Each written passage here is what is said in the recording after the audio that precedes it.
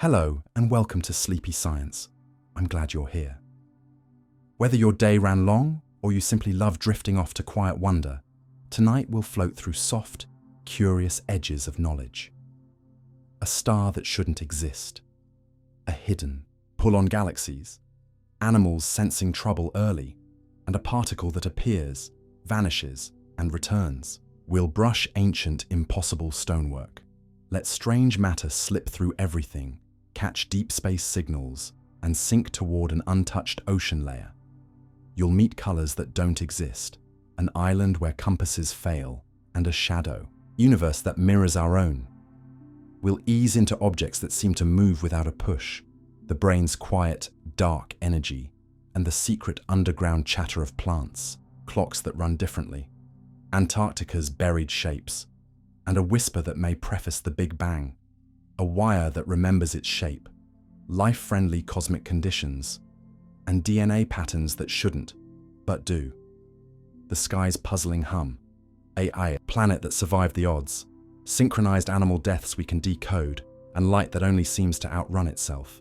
We'll cup the ear's living antenna, skim a region colder than almost anything, and visit neutron stars where rules bend.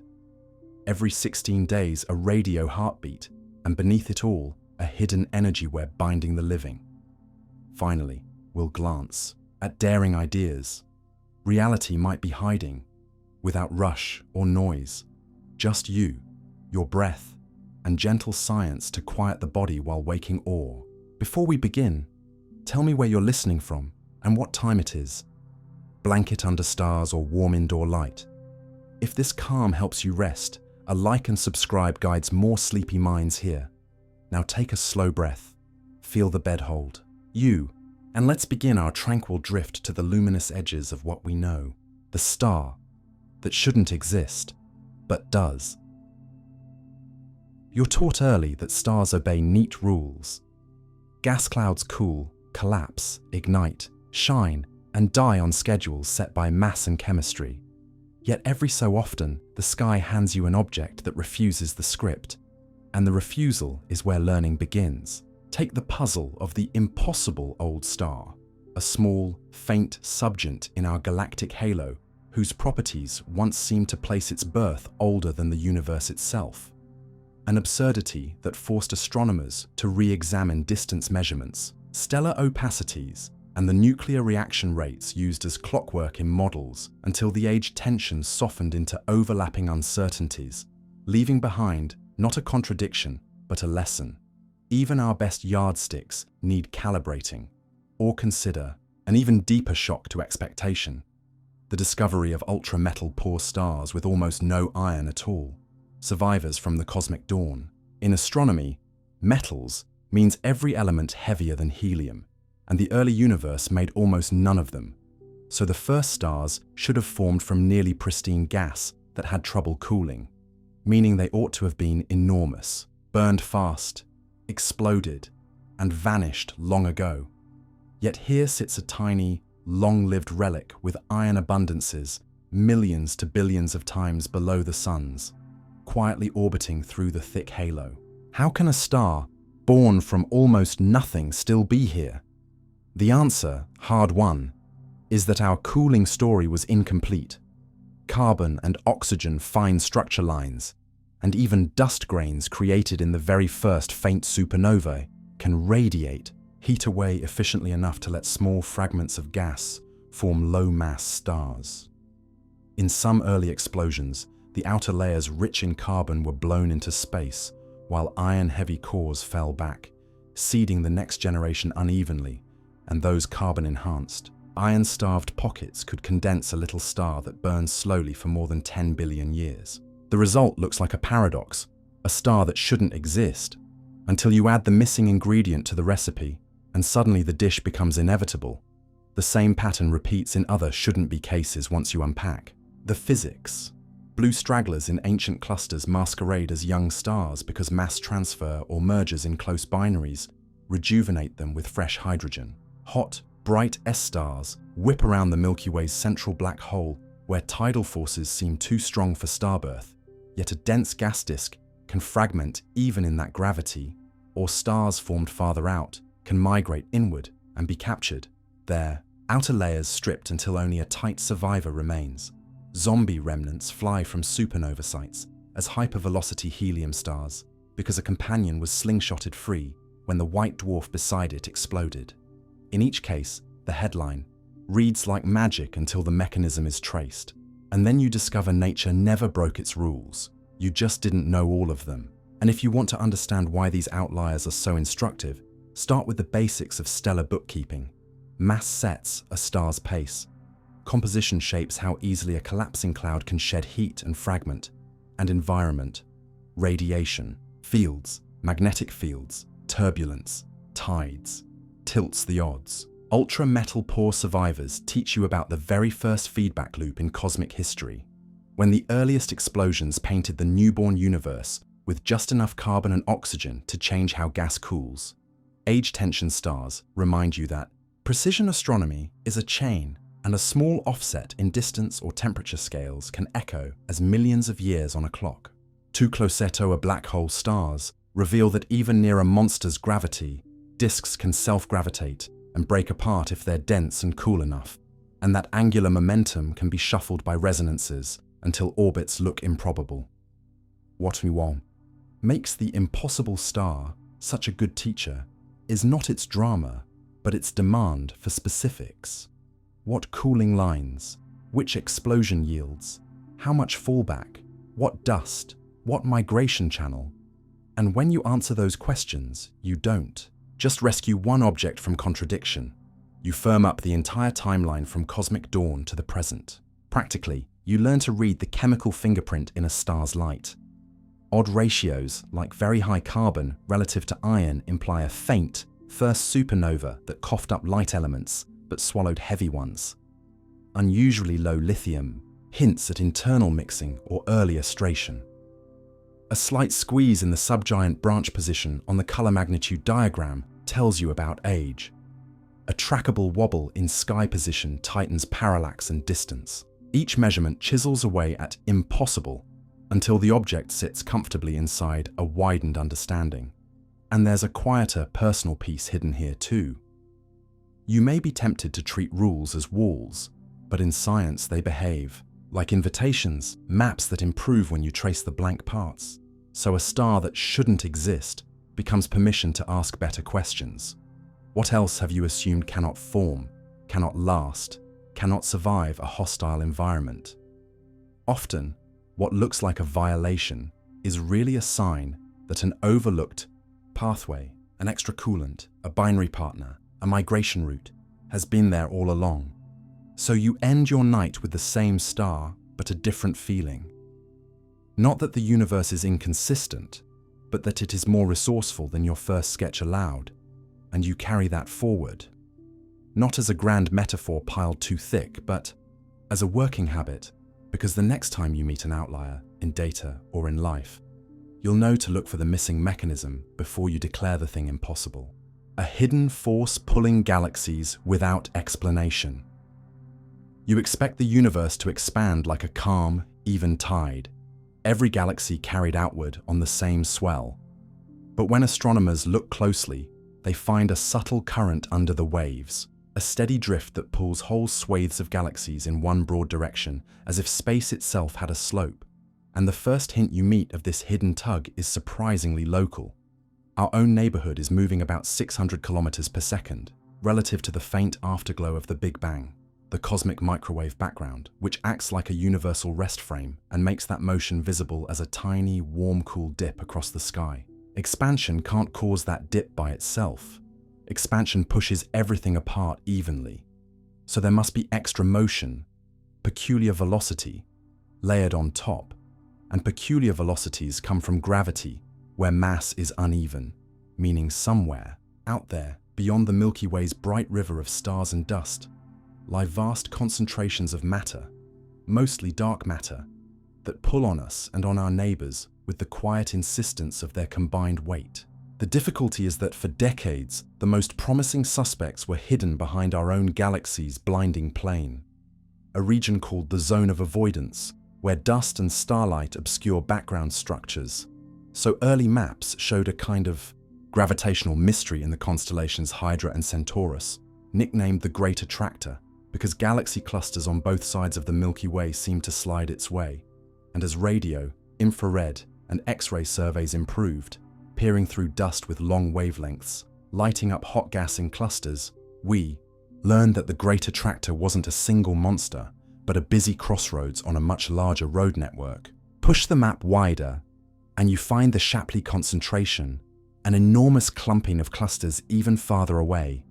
And when researchers reconstructed the cosmic velocity field, using thousands of galaxy distances, they found that our entire region, what we now call the Laniakea supercluster, is like a basin whose waters drain toward those massive knots, while a comparably vast underdense region, a kind of cosmic emptiness behind us, dubbed the dipole repeller, helps steer the flow by offering less pull than average, so galaxies effectively stream away from the void and toward the overdensity.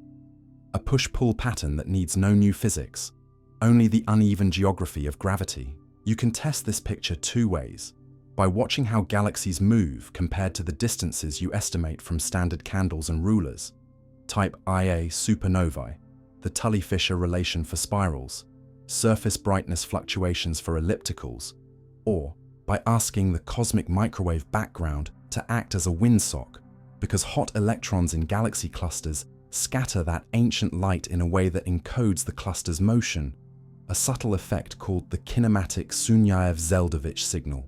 The first approach showed broad, coherent flows toward Hydra Centaurus and onto Shapley, but also sparked a bold claim about an even larger, more uniform drift across hundreds of millions of light years. Dark flow, which a team reported, using the CMB scattering method, suggesting a pull from structures so distant we can't yet see them, while later, deeper analyses with newer data argued the signal was too weak to be conclusive, reminding you that frontier science often lives at the edge of detectability, and that healthy skepticism is part of the craft. What remains solid is the core insight. On top of the universal expansion, there are real currents set by the hidden distribution of mass, and hidden here doesn't mean mystical. It means dim, dusty, and often invisible except through its gravity, because dark matter neither shines nor absorbs, and the Milky Way's plane blocks much of our view, so astronomers use every wavelength and trick available to complete the chart. 21-centimeter radio to find gas-rich galaxies behind the dust, infrared catalogs to trace stellar mass through obscuration, X-rays to pinpoint the hot hearts of clusters, and weak gravitational lensing to weigh the matter directly by how it bends background light. When you knit these clues together, you get a practical lesson in how the universe really moves. Not as marbles sliding on glass, but as a deep fluid, with basins that gather flow and broad highlands that shed it. And your own galaxy is one droplet. In that stream, its course set by structures you cannot see on a clear night, yet feel in your sky-wide headwind against the ancient microwave glow. This matters beyond curiosity. If you misread those currents, you misjudge distances and masses, you miscalibrate how fast the universe is expanding nearby, and you might mistake a regional tug for a global rule. So mapping the pull clarifies everything from the growth of cosmic structure to the small but real biases that creep into precision measurements. And there is a human lesson folded into the data's quiet insistence. You live in a place that is not still, in a cosmos whose texture, its crowded knots and open voids, decides the way you drift, and the force that guides that drift is not a new law, but an old one, doing work where your eyes are weakest, which is why the phrase "without explanation" is better read as "without a complete map," because each improved survey softens the mystery into a pattern, a gentle, persistent acceleration toward mass here, a graceful easing away from emptiness there, until at last what felt like a conspiracy becomes the elegant signature of uneven gravity. You finish with a calmer mind, not because the universe gave up its secrets all at once, but because it taught you how to ask better questions. Where is the mass? How is it arranged? What do my instruments fail to see? And how can light that left a newborn cosmos help me trace a tug I feel today? In that quiet, you sense the current again, and you let it remind you that motion is meaning. everything flows for a reason, even when the reason hides behind the Milky Way. How animals sense disasters before they happen. Long before any siren, long before a news alert finds your screen, the countryside quietly rearranges itself. Barnyards go restless, shorebirds lift in sudden swarms, fish abandon the shallows, and somewhere in the tall grass, an animal pauses with its head tilted, as if listening to something you cannot hear. And if you follow that pause with patience, you begin to learn a simple but humbling truth. Many creatures carry sensory tools that notice the first hints of a disaster earlier than you do, not because they can see the future, but because they are tuned to signals you usually miss. Start with storms, because the atmosphere telegraphs trouble in more than clouds and color. The air's pressure falls, the wind layers shear in odd ways, and, hours before landfall, a hurricane hums through the air and ground with infrasound too low for your ears, but well within reach of a bird's or a large mammal's body. In one famous migration study, tiny songbirds wearing lightweight trackers abandoned their Appalachian territories and flew hundreds of kilometers to escape a line of severe storms days before the first raindrops arrived, apparently reacting not to a forecast, but to the far-off acoustic footprint of the system itself. And in shallow bays along subtropical coasts, tagged sharks have been tracked leaving nursery areas when the pressure drops sharply, trading familiar, feeding grounds for deeper water where surge cannot toss them onto the flats. Move from air to sea, and you find a similar story for tsunamis, whose long, low waves whisper across the ocean as a pressure change and as infrasound that can cross land well ahead of the water. Elephants, which are exquisitely sensitive to low frequencies and communicate with rumbles that travel through the ground, have been observed moving inland before coastal inundations, while seabirds suddenly take to the wing and roosting colonies fall eerily quiet, not because they know what a tsunami is, but because their bodies notice what yours ignore. A deep roll the size of a continent. The ground itself also speaks before it breaks, and animals are built to hear it, though here the timing changes from hours to minutes and seconds. When faults begin to slip, they send out a fast, small jolt called a primary wave that rattles soil and rock ahead of the destructive secondary waves. And a dog's paws, a cat's whiskers, an elephant's fat-cradled vibration sensors in its feet, all register that first shiver in ways your shoes and floors damp, yielding just enough time for a sudden bolt down the hallway or a flight of swallows to burst from a wire. In some places, researchers have pushed deeper into the question and tagged farm animals with collars and accelerometers in regions with frequent small quakes, then watched their activity spike hours before an event, a pattern that doesn't show up every time, but appears often enough to be intriguing, especially when several species, cows, dogs, sheep, fidget in the same window. The mechanisms proposed are not mystical. Rock under stress leaks clues, and animals have noses, skin, and electrical senses sharp enough to catch them. Crushed minerals can free gases like carbon dioxide and tiny amounts of sulfur compounds into soil and water, where fish and amphibians are sensitive to even small chemical shifts. So it's no surprise that toad breeding ponds have emptied abruptly days before a quake and stayed empty until after the main shock passed. Stressed rock also dumps electric charge that changes the electric field at the surface and adds ions to the air, and for creatures with hairs and feathers finely tuned to small currents, or for birds, turtles, and possibly even some mammals that use Earth's magnetic field for orientation, those electrical and magnetic hiccups may feel like static across the skin or a compass tug gone wrong. Volcanoes tell a similar story in a different language. As magma rises, the ground swells, the chemistry of springs changes, and gases seep through the soil, sometimes collecting invisibly in hollows, where heavier than air carbon dioxide gathers and briefly suffocates small creatures. Long before any spectacular eruption, mammals abandon certain slopes, birds stop singing at once, and insects vanish from tree trunks that were crowded a day before. Subtle evacuations that locals learn to read the way you learn the tone of a loved one's voice. None of this means animals are perfect alarms, far from it. because the natural world is full of false hints. A fox skirting a farmyard can set dogs barking. A change in feed can make cattle restless. A cold dawn can silence a wetland and make it look like an omen. So when you hear the old stories of official earthquake forecasting by animals, you should keep your skepticism close. What science can do, and has begun to try, is the quieter work of separating signal from habit, of building networks that combine instruments and animals instead of pitting them against each other. Because a seismometer never gets distracted, and a cow never needs a power outlet, and the most robust warning will come from letting each do what it does best.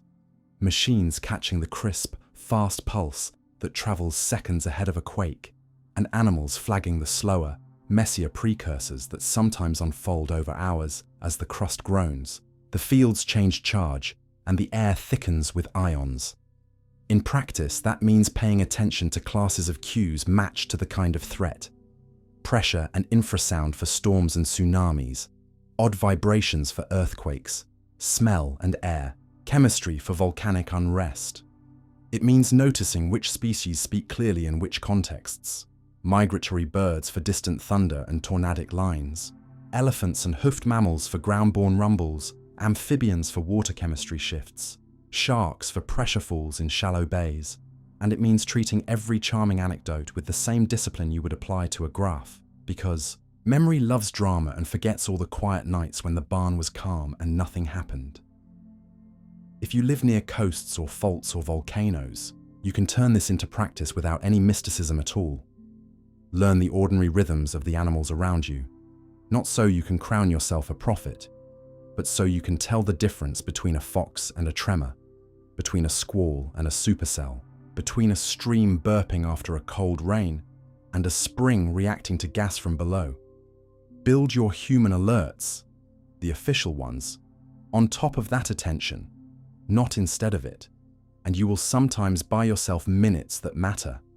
Underlying all of this is a larger, quieter lesson that sneaks up on you as you watch a pasture full of animals turn their heads the same way at once.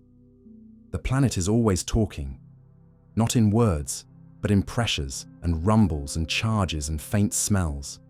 And most of the time you glide through that conversation half deaf, intent on your errands, while the fox, the heron, the eel, and the bull are already adjusting, already shifting their weight away from the place that will soon be noisy. You don't have to romanticize them to learn from them, and you don't have to pretend they never err to respect the abilities they carry because of how closely their lives are braided to wind, water, and stone.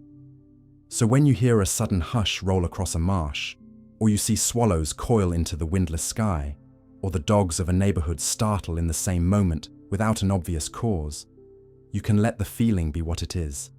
A nudge to slow down and take stock, a cue to check your own alerts, a reminder that awareness is often local and low to the ground, and you can carry that habit into calmer days, not as a superstition, but as a way of remembering that safety, like attention, is shared, and that listening to lives unlike your own is part of how you stay ready without fear, the particle that appears, disappears, and reappears. You don't expect a single particle to behave like a blinking lighthouse, yet when scientists trap one atom or one tiny crystal of semiconductor in a quiet lab and shine a gentle laser on it, the light from that one object turns on, then, without warning, goes completely dark, and then comes back again as if nothing happened. The detector clicks furiously, stops as if the world ended, and resumes as though a tide had changed. And if you stay with that rhythm, you can learn something precise and practical about the small-scale world. The particle hasn't died and been reborn. It has slipped between states that either can or cannot talk to your eyes. And the on-off-on dance is not a glitch, but a readable message about what it's doing when you're not looking. Begin with an atom held aloft by electric fields.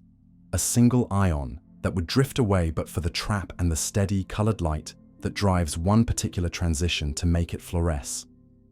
Each photon it scatters is a tiny "I'm here" sent to your detector.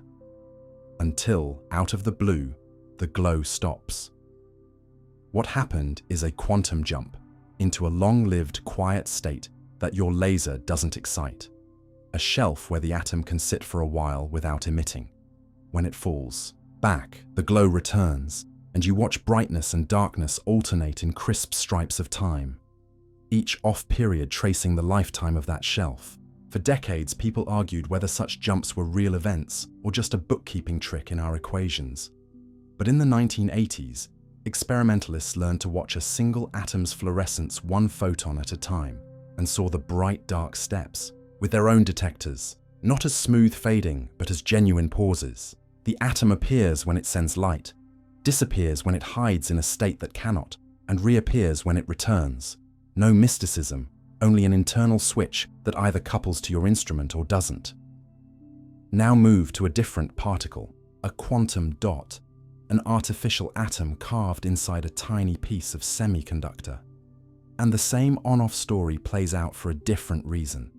When the dot is neutral and relaxed, it eats a photon and spits one back, and you get a clean stream of light. Now trap an extra charge nearby or inside the dot, and the energy it holds can soak up the recombination in a silent process that produces no photon, a non-radiative turn that chemists call a quenching pathway. The result to your eye is the same. As with the atom, the light blinks off, sometimes for a fraction of a second, sometimes for minutes, then blinks on again when the trap empties. Study enough blinks, and you'll notice the off times don't follow a tidy, single clock, but span a wide range, evidence that many microscopic traps and environments are at work. And you can tame a lot of this by coating the dot with a protective shell or by cleaning up surface defects, which is why modern quantum dots in displays and research labs are far steadier than their ancestors. This blinking sounds like a nuisance until you realize it can be turned into a tool. In super-resolution microscopy, biologists deliberately coax fluorescent molecules to flicker so that only a few emit at once, and each one can be pinpointed. With nanometer precision, turning a smear of light into a sharp map of proteins inside living cells, and in quantum optics, engineers use emitters that avoid blinking to build single photon sources, devices that send one and only one photon at a time for secure communication. While materials, scientists design structures to suppress the off states so future quantum LEDs can deliver steady single photon streams on a chip. If you return to the trapped atom, you meet a second lesson. Even more surprising, those jumps aren't as instantaneous as the old cartoons suggested. When experimenters monitor the atom continuously and gently, watching the sidebands of a cavity or the absence of certain clicks rather than blasting it, they can see a telltale lull that precedes the dark shelf, a warning window long enough to intervene. In one landmark experiment, researchers noticed the atom had begun its quiet slide and applied a carefully chosen pulse that steered it back to the bright cycle, catching and reversing a quantum jump mid-flight. To you, this matters, because it changes the story from quantum events are abrupt and unknowable to quantum events can leave footprints you can read if your touch is light enough. And that shift is not philosophical fluff. It's engineering, leverage. Quantum computers, sensors, and communication systems all rely on nudging fragile states at the right moment, and being able to predict and sometimes redirect a jump buys you stability. There is another way a particle appears and disappears that deserves a clear head and a careful definition, because popular talk often blurs it into magic. The vacuum itself is not a featureless void, but a restless stage, and when physicists draw pictures of virtual particles popping in and out of existence, they are not saying that matter springs from nothing like a carnival trick. Those phantom pairs are a compact way to talk about tiny, temporary borrowings that affect measurable things. The way energy levels shift in an atom or the slight pressure that pushes two mirrors together in a strict geometry. But the bookkeepers always balance the books, and nothing in these calculations lets you build a perpetual engine. The concrete lesson for you is to separate detected from existent, and to keep your hands on the hardware. A particle is a bundle of properties that can or cannot couple to a given instrument, and when that coupling is allowed, you get clicks, and when it's not, you get silence, and the rhythm between the two contains information. You can test this yourself if you had access to the right bench. A pair of photon counters set up to look at the light from a single emitter will never click at exactly the same time, because an emitter that has just produced one photon must be recharged by the laser before it can produce another. So the photons come with a kind of built-in spacing, a telltale sign that the light is truly made one particle at a time, and that anti-bunching signature is how labs confirm they are dealing with a single photon source rather than a dim garden variety lamp. At the same time, the very randomness of when a given photon comes out is not a bug, but a resource. Quantum random number generators use the intrinsic unpredictability of detection times to build keys that no eavesdropper can guess. And space. Missions have already flown compact versions of these devices to test secure links between ground and orbit. If you step back from the instruments and ask why the on-off-on pattern matters for your picture of reality, the answer is refreshingly modest. It reminds you that the small-scale world is a theater of events rather than of continuous glow, and that what you know about a system depends on how you ask. Shine a laser that talks to one state and you will see light. Let the system find a path that your light cannot touch, and your detector will declare the particle gone, though. All that actually changed was the conversation. Learn the typical timescales of those conversations, how long the quiet shelf lasts, how often the traps fill, how the environment nudges the edges, and you gain predictive power, the kind that turns mystery into method and blink into signal. And there is a gentle human note tucked inside this lab story, one worth keeping as you close your eyes on it tonight. The world at its most granular does not wait for you to be certain. It arrives in small, honest flashes, pauses for reasons you can uncover, and returns when conditions allow.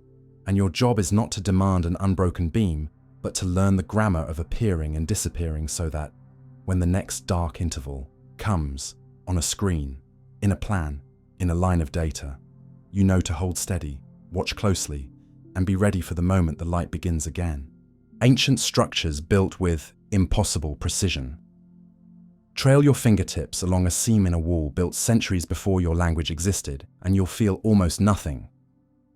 The joint between blocks is so snug that a knife blade can't find its way in. And that is where the question begins.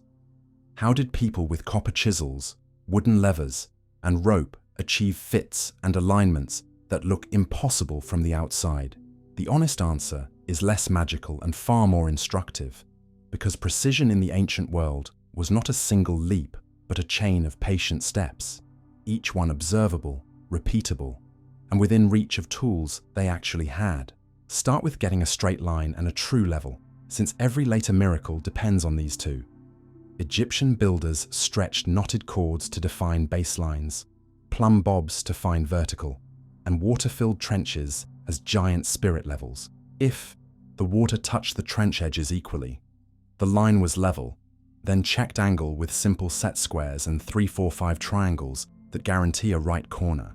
When they needed true north for a pyramid, they could mark the moment two circumpolar stars crossed a plumb line in opposite parts of the night and bisect the angle, an observation-based trick that brings the orientation of Giza's Great Pyramid within a tiny fraction of a degree of the cardinal directions. None of this asks for lost technology, only time, citing discipline, and a culture that records good procedures and trains the next crew to copy them. Now consider stones that seem poured together without mortar, like the polygonal blocks in the Andean highlands. Masons there worked with hard hammerstones to dress faces freehand, lifted a block into place, chalked the high spots by tapping and listening, lowered it, struck off the shiny points, and repeated until the contact surfaces matched. A slow trial-fit method that needs no rulers at all, just feedback. The benefit of that interlocking pattern isn't mystique, but engineering. Tightly keyed faces and slightly tapered joints help walls ride out earthquakes by shifting without falling apart, which is why those walls still stand after centuries of tremors. When you meet claims about laser-flat Inca stones, run your fingers for the evidence. The tool marks are still there, shallow pecking and polish from sand abrasion, and recognize what you're really seeing. Craft evolved. to suit a seismic landscape. Transport, the other, impossible, turns pragmatic once you look at ground and gradient. Builders raised stones on earthen ramps, skidded them on sledges, greased or wet the path to cut friction, and multiplied human strength with levers, rollers, and capstans. A tomb painting from Middle Egypt even shows water poured in front of a sledge, and modern tests confirm that slightly damp sand binds grains and halves the pull needed to move a heavy load, which is exactly the sort of small physical advantage that adds up when you repeat it over thousands of journeys. At Baalbek, where the famous trilithon blocks weigh hundreds of tons, the quarry lies just uphill from the terrace, so gravity does a quiet favor. Raise the block on wooden cribbing, lever, pack, an inch forward, and you can slide the stone along a prepared bed by lowering the cribbing in stages. This is slow, loud, and dusty, but it is not mysterious. Sometimes the impossible is the result of modular thinking hidden in plain sight. Ancient designers picked units and stuck to them, and that discipline makes accuracy multiply. Egyptians used a royal cubit subdivided into palms and digits, cut cubit rods from hardwood, and checked them periodically against master standards in temples. When every team cuts from the same yardstick, parts from distant corners of a site meet each other cleanly in the middle. Romans took the idea further in surveying, with a groma, a simple right-angle sight, and a chorobates, a long bench with a water trough for leveling. They set aqueduct gradients so consistent that water could run for dozens of kilometers with drops of only a few meters. Underneath the word precision, there is always a routine. Sight, mark, verify, and correct. Turn to orientation, and you find astronomy again, but use it carefully. Alignments can be cherry-picked after the fact, so archaeologists ask for patterns that repeat across many sites and make practical sense. Stonehenge frames the midsummer, sunrise and midwinter sunset along its avenue, and at Chichen Itza, the play of light and shadow on the equinox creates the famous serpent-like pattern on El Castillo's stairway. Yet you don't need to invoke secret star codes to explain the effect. Marking the year's turning points helps farmers and priests keep ceremony and season together, and long sightlines between fixed stones are excellent teachers for anyone tracking the sun. At Luxor and Karnak, axial layouts and repetitive column bays guide light deep into the sanctuary at particular times of year, a controlled drama of illumination that you can still stand inside. When you step into the Pantheon, you meet a different face of accuracy. Not tight joints, but a dome so well graded in thickness and material that it has stood for nearly 2 millennia. And the reason is again, method and materials knowledge, not mystery. Roman builders mixed volcanic ash with lime to create a concrete that cures in the presence of water and even heals small cracks over time as lime reacts anew, a chemistry trick they learned by observation and refined by practice, then lightened. The dome as it rises by switching to pumice-rich aggregates and carving out coffers. The circle at the top, the oculus, is not only theatre, it reduces weight where stresses are greatest. You learn, if you let these details sink in, that impossible. Precision isn't a single achievement, but a choreography where measuring, marking, moving, and material all cooperate. Perhaps the most valuable part for you, the listener, is how testable these steps are. You can build a plumb bob with string and a stone and see how quick it is to find vertical. You can fill a shallow trench with water and prove to yourself how well it levels across a courtyard. You can shape 2 small blocks with sandpaper and witness how quickly repeated trial fits make them sit together with no gap at all. Even the much romanticized mystery of quarrying hard rock with soft metal turns down the temperature when you picture the real toolkit. Copper chisels for softer stone, stone hammers, and dolerite pounders for granite, wooden wedges soaked to swell in drilled slits and crack a mass along a line. In short, people used every available property: weight, water, grain, fiber, heat, not as slogans, but as levers. If you want a rule of thumb to carry from site to site, keep this one. Ancient accuracy grows wherever the work lets reality answer often. Every time a surveyor sights along a chord, Every time a mason rubs a face and listens for the low clack of two flat surfaces, every time a foreman checks a unit rod against the master, the world replies with more or less, and the A team adjusts. That feedback loop is the engine. It also explains why extraordinary things cluster in cultures that invest lifetimes in the same forms. Pyramids, terraces, causeways, vaults. Because repetition breeds refinement. And yes, caution is part of the lesson. Some alignments melt when more data arrive. Some millimeter joints turn out to be tidy but forgiving once you measure them properly. And some heroic transport tales forget the value of seasonal labor, animal power, and patient infrastructure. But letting go of myths doesn't shrink the wonder. It moves it to where it belongs, into the decisions of hands and minds that turned basic physics into architecture that still teaches you something when you walk through it. So when you hear the phrase impossible precision, hear it as an invitation, not an endpoint.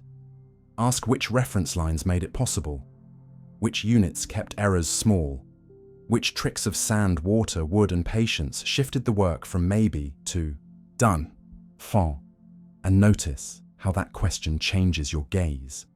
From distant fantasy to close attention, from helpless awe to a practical respect that leaves you calmer, more curious, and better equipped to see the next old wall not as a riddle to fear, but as a set of choices you can understand one honest step at a time. The strange matter that passes through everything. If you could watch reality with senses tuned to what your body normally ignores, you'd notice a ceaseless rain falling straight through you, through skin, bone, concrete, whole planets. Barely, slowing at all, and the strange part is not that this rain is invisible, but that it is matter. Real particles born in stars and reactors and exploding suns that almost never touch anything. They're called neutrinos, and meeting them changes the way you think about what solid means. Because while you wash a cup at the sink or lean on a wall, trillions of them pass through your thumbnail every second, as if both you and the wall were made of fog. Start with where they come from, because origin explains their attitude. When an atomic nucleus rearranges itself, inside the sun as hydrogen fuses into helium, inside a nuclear power plant as heavy elements split apart, inside the fierce collapse of a dying star, part of the energy escapes as these nearly weightless travelers that carry a faint electrical neutrality and interact only via forces so shy they might as well be whispers. The sun alone sends so many through you that, without them, daylight would seem quiet by comparison. Yet for decades we couldn't reconcile how many we expected with how few we actually counted on Earth. That first puzzle, the missing neutrinos, led a chemist in a South Dakota mine to hang tanks of cleaning fluid deep underground and wait for the rare moments when a passing neutrino would gently kick a chlorine atom into a different form. An approach so patient that over months he counted handfuls and learned that stars really do shine by fusion, while also discovering something he didn't set out to find. Neutrinos refuse to stay in the type they were born with. As they travel, they morph between three families, connected to electrons, muons, and taus.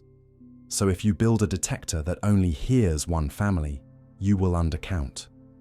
That shapeshifting is only possible if neutrinos have a little mass. Not much, but not zero, which forced a quiet revision to a tidy story in physics and proved that even the most minimal particle can bend a theory back toward reality. Once you know they change clothes on the road, you can catch them with other tricks. Vast pools of ultra-clean water watched by cameras that sense tiny blue flashes when a neutrino finally nicks an atomic nucleus. Deep ice at the South Pole studded, with light sensors, waiting for the faintest afterglow of a cosmic visitor.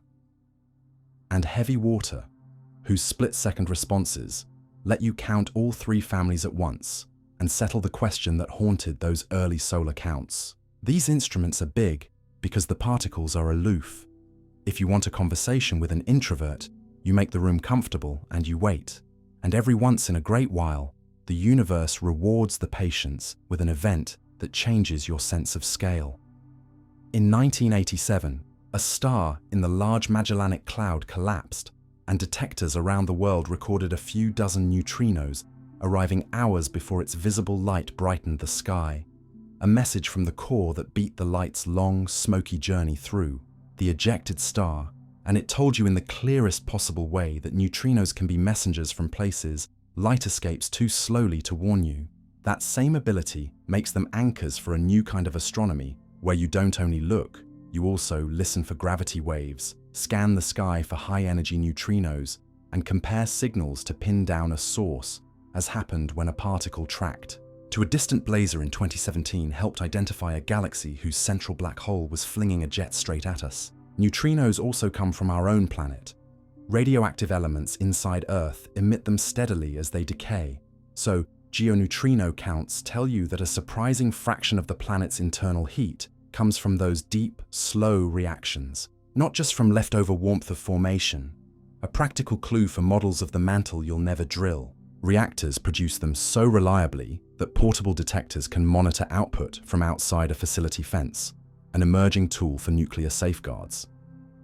And there are neutrino-like signals from the atmosphere as cosmic rays slam into air and make short-lived particles that decay into showers, which means your detectors double as tools for studying storms of radiation that have nothing to do with the sun. The most arresting thing you learn, if you follow this thread long enough, is how information hides in the almost never of their interactions. The fact that a neutrino can cross a light year of lead without stopping is not just a party line, it's a reminder that probability can be measured when you scale up the exposure and count for long enough. Underground labs bury themselves below mountains, not to be dramatic, but to get away from the constant drizzle of normal radiation that would drown out the rare true hits. The signals they seek are simple kinds of fireworks, a tiny flash of light in water, a faint ping in liquid scintillator, a short-lived neutron born alongside a positron in inverse beta reactions. Identities confirmed by timing and pattern rather than by spectacle. Step away from detectors and ask why you should care, and the answers multiply. By watching neutrinos, you are reading the core of the sun in real time, instead of staring at a surface that lags by hundreds of thousands of years. You are testing how elements heavier than iron get forged in the chaos of a dying star, where an ocean of neutrinos pushes on nuclear matter and helps set which atoms survive to seed future worlds. And you are probing laws you thought were settled by asking whether an even more reclusive fourth kind, so-called sterile neutrinos, might be hiding, which would bend our cosmology and change how the early universe expanded. Even the question of their tiny masses has teeth. Tabletop experiments that study the tail end of a simple nuclear decay have carved down the upper bounds on what a single neutrino weighs to a level so small it's hard to picture. And yet, that number matters to how galaxies clumped together when the cosmos was young, because particles that move this freely smooth out structure on small scales. What about the phrase, passes through everything? Doesn't that invite exaggeration? It does, and you should keep your honesty close. Neutrinos do interact, just rarely, and in extraordinary places, they can matter a lot. In a core collapse supernova, there are so many in such a cramped space that their collective push helps drive the shock that rips a star apart, and in dense detectors, designed to catch coherent nudges of whole nuclei, even modest energy neutrinos, have begun to show up as measurable taps, letting researchers build more compact devices for future monitoring. Could we ever use neutrinos to send messages through the Earth, the way a submarine uses very low-frequency radio through the ocean? In principle, yes. You can encode information in the on-off rhythm of a beam, but today, the equipment you'd need is so large and energy-hungry that the idea remains a proof of concept rather than a tool, which is worth knowing because it separates science fiction that teaches from science fiction that sells. Perhaps the most mind-stretching neutrino of all has not yet been seen directly. A feeble background left from the first second of the universe, colder than any lab and spread through all of space like a fossil breeze, which new instruments may one day catch by the way that ancient relics nudge light or electrons in carefully prepared materials. Until then, you already have more than enough wonder at hand. The knowledge that solid objects are not walls to everything, that your body is transparent to a kind of matter made in the heart of stars, that the same particles speeding through your bones right now helped us time a supernova, weigh the Earth's heat engine, and test the edges of our best theories. And if there's a softer lesson tucked inside the physics, it is this: learning to see what passes through unnoticed doesn't make the world less real. It makes it more layered. The chair still holds you. The mountain still stands. But you now know they are permeated by a river that almost never leaves a mark. And that knowledge does not make you smaller. It makes you more at home in a universe where transparency and solidity share the same space, and where paying attention to the rarest touch can tell you the most about how everything holds together. Mysterious signals detected from deep space. You don't need a sci-fi plot to meet a cosmic mystery. Just a quiet radio dish pointed at the night. Because every so often the sky answers with a whisper that doesn't fit yesterday's categories. And if you follow those whispers with patience, you discover that mysterious signals are not one story, but several, each with its own lesson about how to listen to a universe that speaks in more ways than light. Begin with a signal that once looked like a message. In 1967, a young researcher scanning chart paper by hand noticed a train track of perfectly spaced blips sweeping across the page, so regular you could set a metronome by them. And for a brief, private moment, the team nicknamed the source LGM, Little Green Men. Not because they believed, but because the pattern was that clean. The truth turned out better than fiction. Rotating neutron stars, city-sized hearts of exploded suns with magnetic fields so fierce they spray beams of radio waves that sweep past Earth like lighthouse flashes. And from that accident of alignment, we received pulses steady enough to become clocks, navigation buoys, and tests of gravity itself. The first moral is simple and useful. Nature can produce order sharp enough to fool you into thinking intention must lie behind it. And you carry that humility into the next puzzle. Fast radio bursts, millisecond flashes from far beyond our galaxy that hit a telescope with the power of a whole sun compressed into the blink of an eye. When the first one was found in old data, in 2007, it looked like an error, but others followed, each showing a telltale signature. Lower radio tones arrive a hair after higher ones because the signal has threaded a long path through thin, ionized gas between galaxies, and the amount of that delay acts like a rough yardstick for distance. That simple, beautiful property, dispersion, told astronomers these bursts were not lightning on the horizon, but fireworks from cosmological neighborhoods. And when interferometer arrays learned to catch them in the act and triangulate their positions, host galaxies began to pop into view. Some bursts live in dwarf galaxies thick with new stars, others near old, quiet spirals, and one of the best studied sites in a tiny star-forming region, bathed in a magnetized haze that twists the waves' polarization on their way to us. Each of those details nudges the explanation away from the exotic and toward the extreme but natural. Young, highly magnetized neutron stars called magnetars can reconnect their tangled fields and snap like a planetary-scale rubber band, releasing a compact, brutal flicker that travels across the universe. Yet the catalogue refuses to settle neatly, because some bursts repeat while others have been seen only once. Some show structured subpulses as if the source hiccuped in stages, and a few grow quiet for months and then return. A reminder that a label is not an answer. It's just a place to park our questions while we keep counting. Pan back another step and a different family of once mysterious signals fills your view. Gamma ray bursts, bright flashes of high-energy light that sat on satellites' monitors like alarms with no clear origin until afterglows were caught and traced to distant galaxies, revealing two main engines: massive stars collapsing to form black holes and compact object mergers in old stellar populations. So here the mystery did resolve, but only because instruments learned to pivot fast, share data, and pounce in the first minutes after the alarm. Now weave in the human layer, because your ears are not the only ones listening. For decades, the search for extraterrestrial intelligence has monitored narrow slices of radio and optical bands for tones so sharp and persistent that nature rarely makes them. especially if those tones drift in frequency the way a transmitter on a rotating, orbiting planet would. This work requires ruthless skepticism, and its history is full of gorgeous dead ends that teach you how to doubt well. The famous WOW signal in 1977, a clean, strong, 72-second narrowband spike that never repeated when the telescope was pointed back, is still unsolved. The arguable remains of a bird call in a storm you can't replay. The more recent candidate from the direction of a nearby star later traced to man-made interference is another lesson in how a signal can pass every preliminary test and still evaporate when you design a better one. Even the fast radio bursts had their own red herring.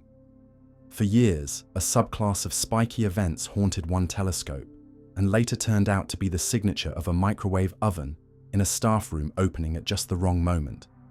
A perfect parable for why mysterious must survive contact with the break room before you let it into the cosmos. If you want practical tools instead of campfire stories, here they are. Genuine deep space signals leave fingerprints that local noise struggles to fake. They repeat in multiple beams or multiple telescopes, separated by distance. They show the exact frequency-dependent delay that only a long interstellar trek can imprint, and when they're seen again, they drift in ways a transmitter bound to a spinning world should. Teams chase those clues with on-off observing. Look at the source, then look away, then look back, with real-time alert networks that invite other observatories to confirm or refute within minutes, and with telescopes that can do two jobs at once. Survey wide for surprises, and then instantly zoom their resolving power to pin a burst to a single galaxy. And when you succeed, even if the explanation is natural, you gain tools that make your world bigger, because pulsars become yardsticks for mapping the tenuous gas that threads the Milky Way, and fast radio bursts turn into backlights that weigh the missing ordinary matter floating between galaxies, and gamma-ray bursts become signposts for star formation across time. There's a quieter, personal lesson in this patient craft of listening, one you can apply without a telescope. Most of the universe's messages are not steady speeches, but brief, intense syllables, and to learn from them, you need 3 habits. Hold your excitement gently, because patterns can mislead. Build a test that your favorite idea is most likely to fail, not pass. And share your data widely enough that someone who disagrees with you can prove you wrong quickly. Do this, and the word mysterious starts to mean something better than unsolved. It comes to mean unsolved yet, and that yet is where understanding grows. So the next time a headline shouts that a deep space signal defies explanation, take a breath and ask the working questions. Does it repeat? Does it disperse like a traveler through thin plasma? Does it appear in more than one instrument? And can we point to a home? If the answers are still thin, celebrate the puzzle, but keep your wallet in your pocket and your mind open, because the most thrilling outcomes in this field are not the ones that bulldoze what we know, they're the ones that add a new engine to nature's catalogue, and then, months or years later, let you use that engine to see something you didn't even know to look for. The ocean layer no human has ever touched. You can stand on a beach and feel like you're at the edge of the world, but the real edge lies far below your feet in a band of water so crushing, cold, and dark that no human skin has ever felt it. Directly, the Haddle realm of deep ocean trenches, a narrow ribbon of planet that begins where the abyss ends and continues down, step by step, into cuts 11 kilometers deep. If you picture the ocean in layers, the sunlit skin is a film for photosynthesis.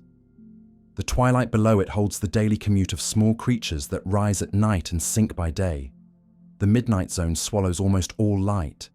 The abyss spreads, like a black plain, and then the seafloor suddenly folds and dives at the edges of tectonic plates, making trenches that hold a water mass unlike anything above them, permanently near freezing, blacker than caves, and under a pressure so fierce that anything with air inside would be crushed in an instant, which is why people go there only inside.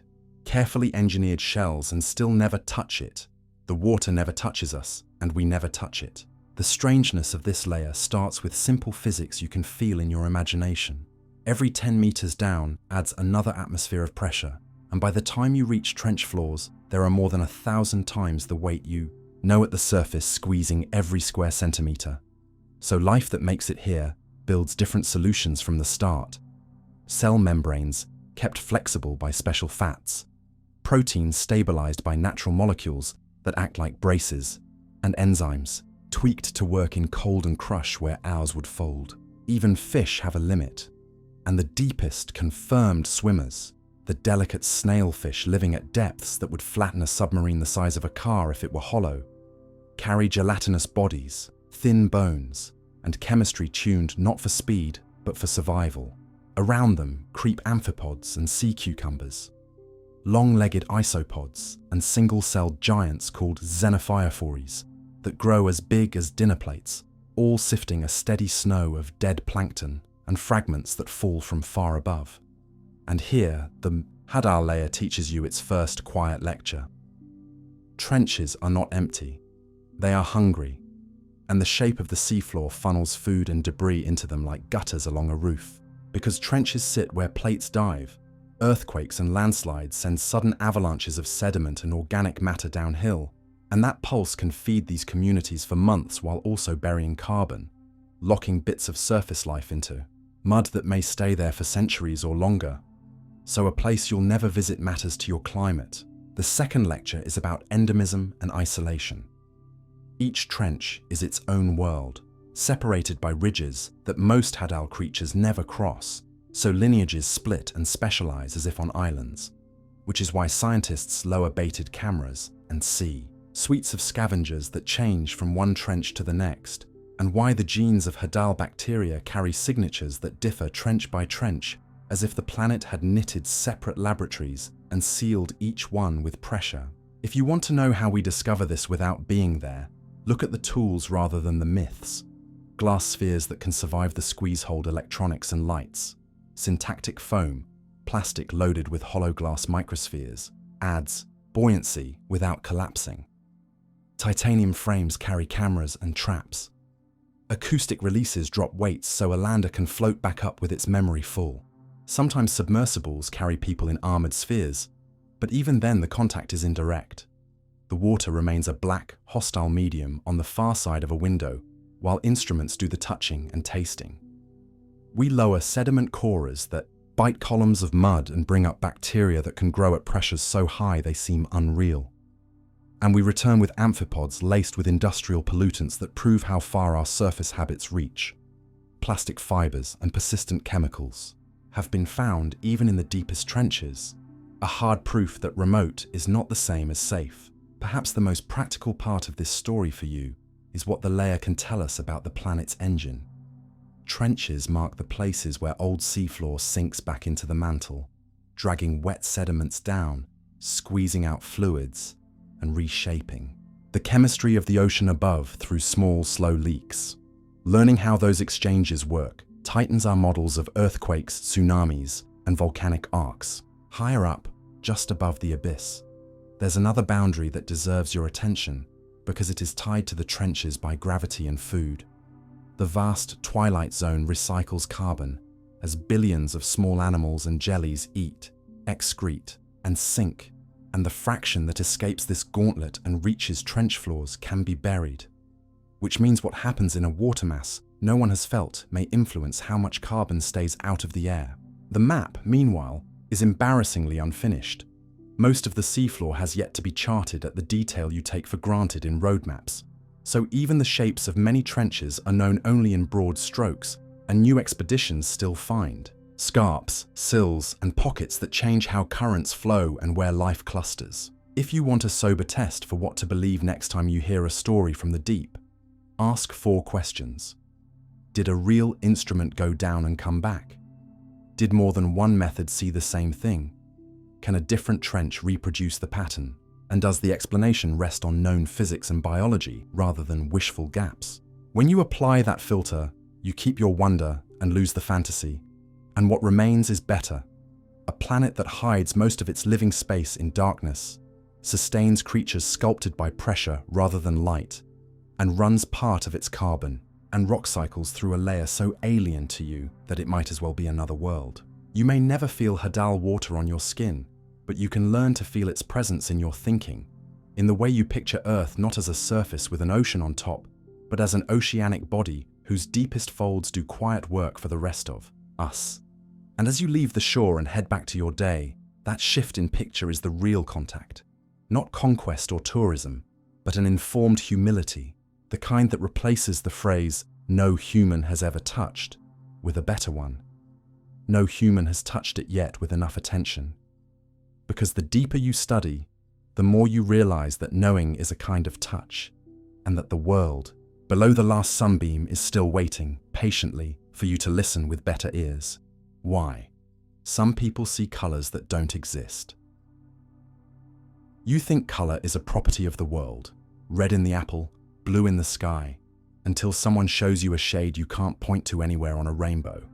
And the ground under your certainty slips. A little, because the truth is that some people genuinely see colors that don't exist in the external spectrum.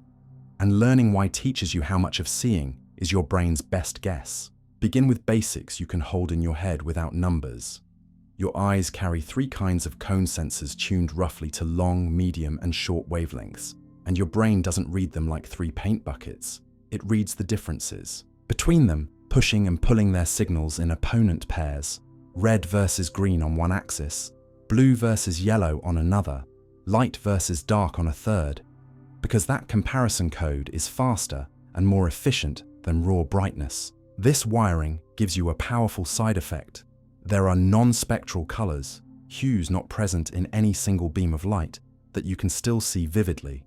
The most famous being magenta, which isn't a frequency in sunlight at all, but a perception your brain invents when it gets red-like and blue-like signals together, and very little green-like. In other words, magenta exists as a decision, not a slice of the rainbow. And once you digest that, the phrase, colors that don't exist, starts to mean colors nature never sends as a single tone, but your brain is free to build anyway. From there, the gate opens to stranger experiences that are real, testable, and unevenly distributed among people. If you stare at a square of deep green for half a minute and then look at a white surface, you'll see a vivid pinkish afterimage. That isn't in the world at all. Your fatigued red-green circuitry overcorrects and paints the opposite of what it just adapted to. Combine that tired circuit with a carefully chosen real picture, and you can summon chimerical colors, reports of shades outside the normal range, like self-luminous reds that feel brighter than white, or Stygian blues that are darker than anything but still richly blue, not grey. These effects come from the way stabilized afterimages mix with live input when the image on your retina doesn't move, letting your brain construct hues past the device gamut on your screen. A more controversial cousin are so-called forbidden colors, mixes like reddish-green or yellowish-blue, that the opponent wiring should block because it tries to treat each pair as a seesaw with only one side up at a time. Yet, under special viewing conditions that lock the image to the same retinal cells, some observers report a single, novel hue that isn't just stripes or dots of red and green, but something in between. The literature here is messy and honest. Some labs find the effect with careful controls. Others argue people are simply seeing very fine mixtures rather than a true in-between. But the shared lesson is sturdy. Perception is negotiated, not dictated. When you change the rules of the negotiation, by adaptation, by stabilization, by carefully mixing light, you can push experience to places ordinary scenes never go. Not all unusual colors come from tricks. Some come from unusual eyes. A small fraction of people, often women, inherit 4 distinct cone types because of harmless genetic variation on the X chromosome and show behavioral evidence of tetrachromacy, the ability to distinguish differences where the rest of us see a match. Give them 2 paint chips that look identical to you, and they'll sort them into piles, sensing subtle shifts in the way long and medium sensitive cones break ties. Their world isn't a neon carnival. It's more like having extra words for snow. You can carve finer categories out of the same light. At the other end, a few people who've had the yellowing lens of the eye removed report seeing into the near ultraviolet that normally never reaches the retina, describing whiter whites and a violet tinge in places others don't, because the window tint is gone and short wavelengths can now tickle the blue cones. Neither of these cases invents a new physics. They expand the slice of light the brain can read, or increase the number of channels it can compare, and both transform daily color without changing the objects in front of you. Then, there are colors born entirely inside the nervous system that still behave like colors to the people who see them. In grapheme color synesthesia, letters or numbers consistently evoke specific hues, a cross-wiring between areas that decode shape and areas that decode color. This is not pretend. The associations are stable over years and show up in reaction time tests and brain scans. So for a synesthete, meaning itself is a pigment the world can carry. Other entoptic phenomena live closer to physics, but still feel uncanny. Benham's top, a spinning black and white pattern, produces faint rings of illusory color because the motion interacts with how your retina and brain respond differently to rising and falling brightness. Neon color spreading makes a color seem to float out of thin lines and fill a whole region that contains none of that pigment, as your visual system opts for a simple filled shape over a pile of stripes. And if you stare at a blank white screen through a polarizing filter and rotate your head slowly, you may glimpse hiding as brush, a subtle yellowish bow tie shape, generated by the physics of polarized light in the eye itself. Proof that some colors you can see are actually properties of how light is organized, not just its wavelength. A deeper, humbling piece of this story is that different physical lights can look identical to you, so-called metamers, because color is the brain's summary of cone responses, not a readout of the full spectrum. That's why two lamps with very different mixtures of wavelengths can both be white, and it's why your favorite shirt looks fine in the store and odd at home. The store's light and your kitchen's light drive your cones to the same result for one fabric, but not for another. Your brain tries to correct for this with color constancy, judging the color of the light in the scene and discounting it, so the same pixels can look blue and black or white and gold, depending on what you assume the illuminant is. A public lesson the internet has already taken to heart. Recognizing metamerism and constancy tells you something practical. Color is not a property you own. It's a contract between light, surfaces, and a brain that's guessing at both. Contracts can be broken or rewritten, and in those moments, impossible colors peek through. If you want to experiment safely, you don't need a lab. Print a bright green square and stare at it while keeping your eyes still. Then shift your gaze to a plain white field and watch the afterimage blossom in a pink you cannot mix with any single laser. Search for a high-contrast Benham disc, spin it under a desk lamp, and look for phantom pastels that drift with speed. Load a neon color spreading figure and feel a wash filler shape that contains no color at all. Rotate a polarized sunglasses lens over a blank screen and hunt for that pale bow tie. None of these experiences prove anything mystical, but they do prove that your visual world is a construction that can be stretched in lawful ways. The quiet payoff of all this is perspective. When someone says they see a hue you've never seen, they may be using a different set of sensors, or a different assumption about lighting, or a brain state that weights signals in a way yours doesn't. When you learn that magenta isn't on the rainbow, you don't conclude it's fake. You learn that your nervous system is allowed to invent useful categories and then treat them as real. And when you hear claims about forbidden colors, you're equipped to ask the right questions. Were the images stabilized? Did more than one person report the same in-between hue? Could it be a fine grain of alternating colors rather than a true opponent blend? And that habit of testing keeps your curiosity honest. You finish, if you let the lesson sink in, with a kinder model of perception. The world supplies energy, your body supplies senses, and your brain supplies experience. And at their intersection, live colors that exist not as rigid properties, but as vivid agreements, some common to all, some rare, some reachable only when you hold your gaze just so. Proof that even in everyday sight, there are edges you haven't walked, and that wonder doesn't require leaving the room so much as learning how to look. The island where compasses stop working. You picture an island where compasses just stop, needles aimless and spinning. And the story sounds like a myth until you step onto black rock in a place sailors really did nickname magnetic and watch your own needle waver from true. The lesson begins there, not with fantasy, but with the quiet ways Earth's magnetism and local geology can pull your instruments off course, sometimes by a few degrees, sometimes so strongly that the reading becomes useless within a few dozen steps. A compass only works because your planet is, in effect, a giant dynamo. Molten iron in the outer core churns and drags electric currents that build a magnetic field. And at the surface, what your needle actually follows is the field's horizontal tug, which points roughly toward the ever-wandering magnetic north. Roughly matters, because the angle between where the compass points and true north is called declination, and it varies from place to place and year to year, which is why nautical charts print a little compass rose with a warning that the number will drift over time. Now fold in the local map, the part nobody tells you about when they sell you a pocket compass, and the island starts to make sense. Many islands are piles of volcanic rock rich in magnetic minerals like magnetite. When lava cools below a critical temperature, it freezes a memory of the field it cooled in, locking in tiny bar magnets pointing whichever way the field happened to aim then. Stack enough of those frozen memories. Old flows under new ones, some aligned with ancient north, some recorded when the field was weaker, stronger, or even reversed. And you create a patchwork magnet that tugs your needle sideways in complicated ways.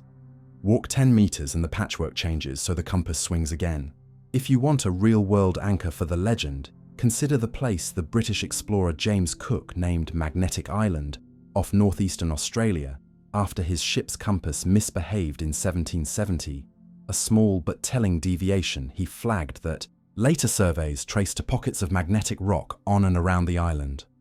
Modern instruments confirm that many volcanic shores carry localized anomalies big enough to matter to a mariner adjusting course by eye, and geologists deliberately hunt those anomalies with magnetometers to map buried flows and faults, head poleward. And the problem shifts character. As you approach a magnetic pole, the field plunges steeply into the ground, and the horizontal component your needle needs to stay level weakens, so ordinary compasses become sluggish and tilt, and at high-latitude islands, think subantarctic outposts or Arctic capes, the needle may stick against the case or dither aimlessly unless you use a balanced compass designed for your hemisphere or a dip needle that measures inclination instead of direction. Add another layer and your island's mystery deepens again. Not everything that bends a compass is natural, because anything made of steel, rebar in a jetty, a shipwreck under the sand, a bulldozer's buried track, a boardwalk full of screws, even the phone in your pocket and the car you parked near the beach can twist the local field and give you a false bearing. That's why old-school navigators swing a ship's compass in harbor, slowly turning the vessel and measuring its errors on each heading to build a correction card, and why hikers learn to step away from vehicles, rails, and pylons before taking a reading. Atmospheric space weather can join the mischief too. When the sun flings a storm of charged particles at Earth, the upper atmosphere becomes an electric playground, and the global field flexes, briefly shifting compasses by small, but real amounts and driving auroras bright enough to read by at high latitudes. On a stormy night in Iceland or Alaska, an island under that curtain can feel like a place where north moved while you weren't looking. None of this requires exaggeration. Stop working is a dramatic way to describe 3 honest failure modes. Not enough horizontal field for the needle to settle, too much local rock magnetism dragging it away from the map, or nearby metal and currents creating a counterfeit north. And the good part is that each failure is readable if you know what to ask. Start with a 3-step sanity check that will save you from most island ghosts. First, step 15 or 20 paces away from any metal. Hold the compass at waist height and rotate your whole body slowly. If the needle sticks or points to a different north each time you move, suspect local geology. Second, raise and lower the compass slightly while watching the needle. If it dips and scrapes the capsule, you're too far from the equator for that model and need a hemisphere-balanced needle. Third, take two bearings on distant, obvious features and see if your triangle closes back on your position. If it doesn't, don't force a fix. Switch to the sun and stars, your GPS, or a map to land resection until the magnetic fuss passes. Understanding why the fuss exists will also give you something better than folklore to tell. Magnetic anomalies are not random curses, they're geological fingerprints. A beach blackened with heavy sands can hide magnetite that pulls a pocket compass 10 degrees off within a meter of the ground. Basalt cliffs can hide ancient flows whose remnant magnetization bends a needle to the southeast, even though modern. North is west, and a ring of altered rock around a volcanic caldera can lay down a tidy belt of wrong norths that geologists use like a metal detector to map the buried structure. The Earth's main field itself is not fixed either, and your atlas of declination lines slides year by year because the core never stops moving.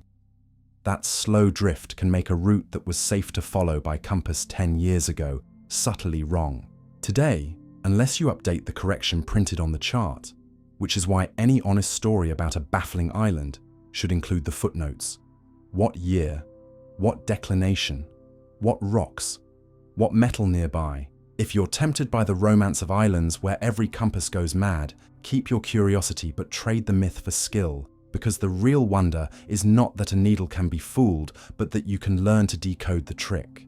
With a cheap magnetometer app, you can walk a beach and see the field strength climb near a seam of heavy sand. With a hand compass and a geological map, you can trace the edge of an ancient lava flow by the way the needle pulls as you cross it.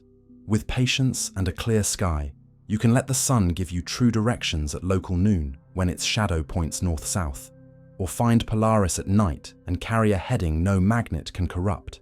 And the deeper lesson, the one that lingers after you leave, is how easily a single instrument can trick you into certainty.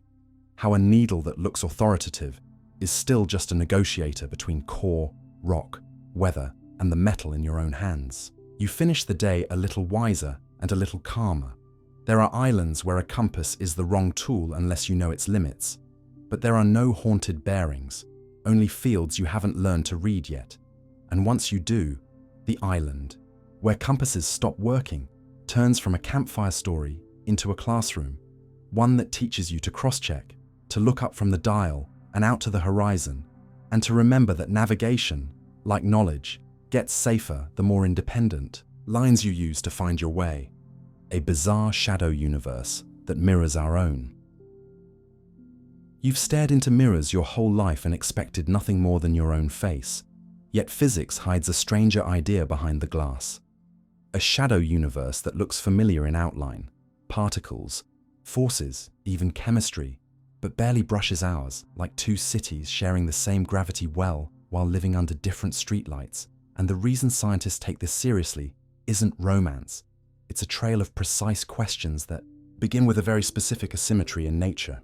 When researchers in the mid-20th century discovered that the weak force refuses to treat left and right the same way, breaking mirror symmetry in radioactive decays, some of them asked an audacious counter-question. What if parity isn't truly lost, but balanced by a hidden sector that is our reflection, where the left-right preference is reversed so the full picture regains its symmetry? Push that thought forward, and you get a concrete, testable concept. A mirror copy of the standard model with its own shadow photon, electrons, protons, and nuclei that talk to each other strongly, but hardly to us, except through gravity, and perhaps a few faint portals.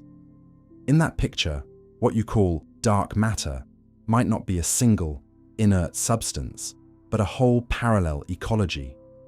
Dark atoms, bound by dark light, dark molecules, dark clouds that can cool and condense, and, under the right conditions, dark stars and dark planets, structures as rich as ours, simply transparent to ordinary telescopes. You don't have to accept this outright to see why it's attractive, because it answers two puzzles at once.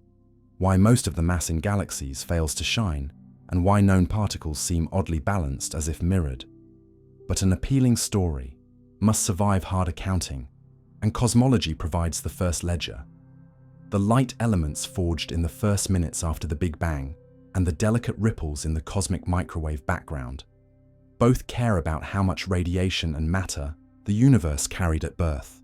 Add a full mirror sector as is, and you risk too much extra radiation early on, which would smear those ripples and skew the element ratios. The data would have cried out already, so workable mirror models include knobs and trade-offs.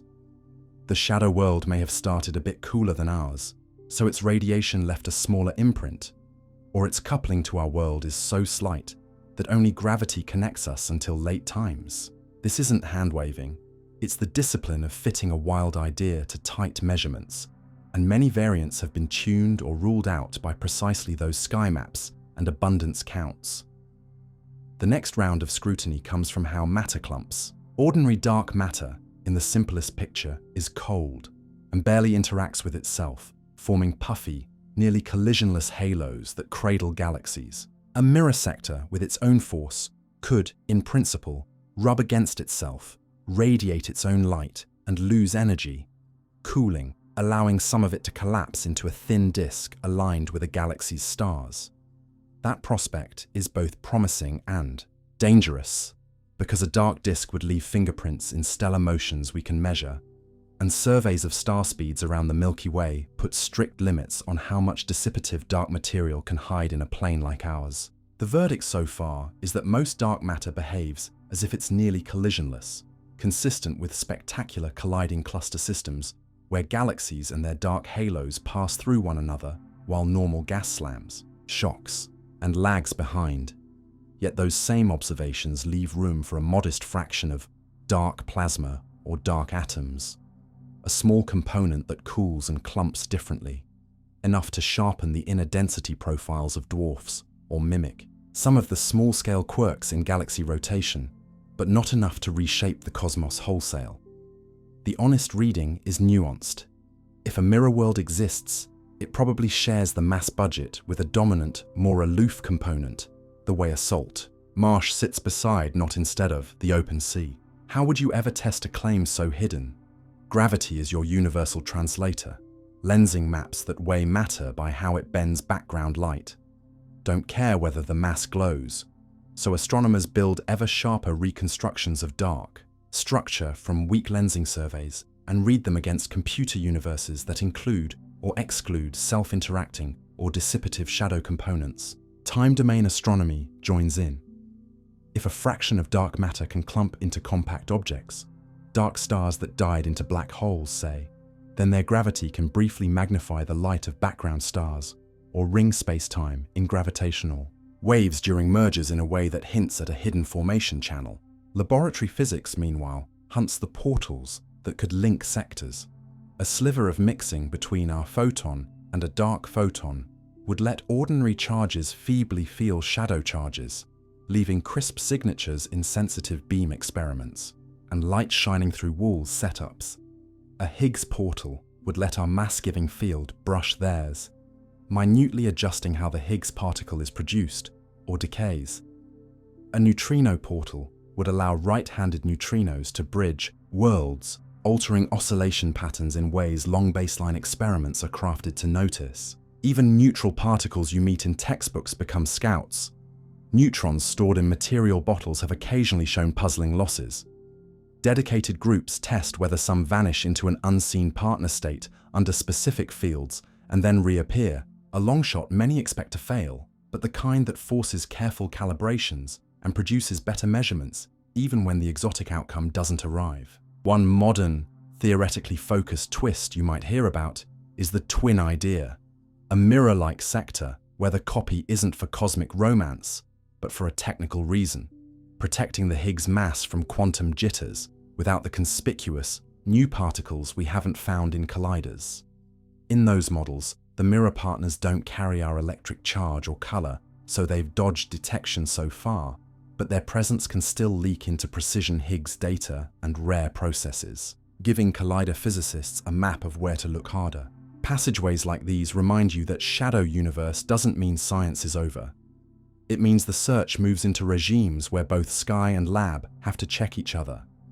The skeptical voice in your head is healthy and should ask whether bizarre mirror world is just a poetic rebrand for we don't know what dark matter is.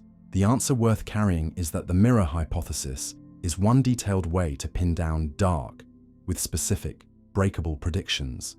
Extra radiation early, altered structure growth, possible disks or clumps, faint new forces, and subtle imprints in particle data. Many versions have already hit a wall of evidence, and the survivors are few and carefully tuned, which is how a good speculative idea matures, by losing most of its wiggle room. If this all still feels like mist, bring it back to practice. The satellite that images weak lensing, the survey that times millions of variable stars, the underground detector that listens for out-of-place photons, the collider analysis that sifts Higgs events to the last decimal. All of them, taken together, act as a set of windows into rooms you can't enter. Through one, you might see nothing new and tighten the screws. Through another, you might glimpse a telltale skew, an extra degree of freedom in the early universe, a mismatch in small-scale structure, an anomaly that repeats across instruments. Only then would shadow deserve a capital letter. And yet, even before such a confirmation, there is an everyday payoff in learning to think with this possibility. You stop treating absence of light as absence of reality. You learn to separate what is invisible from what is impossible.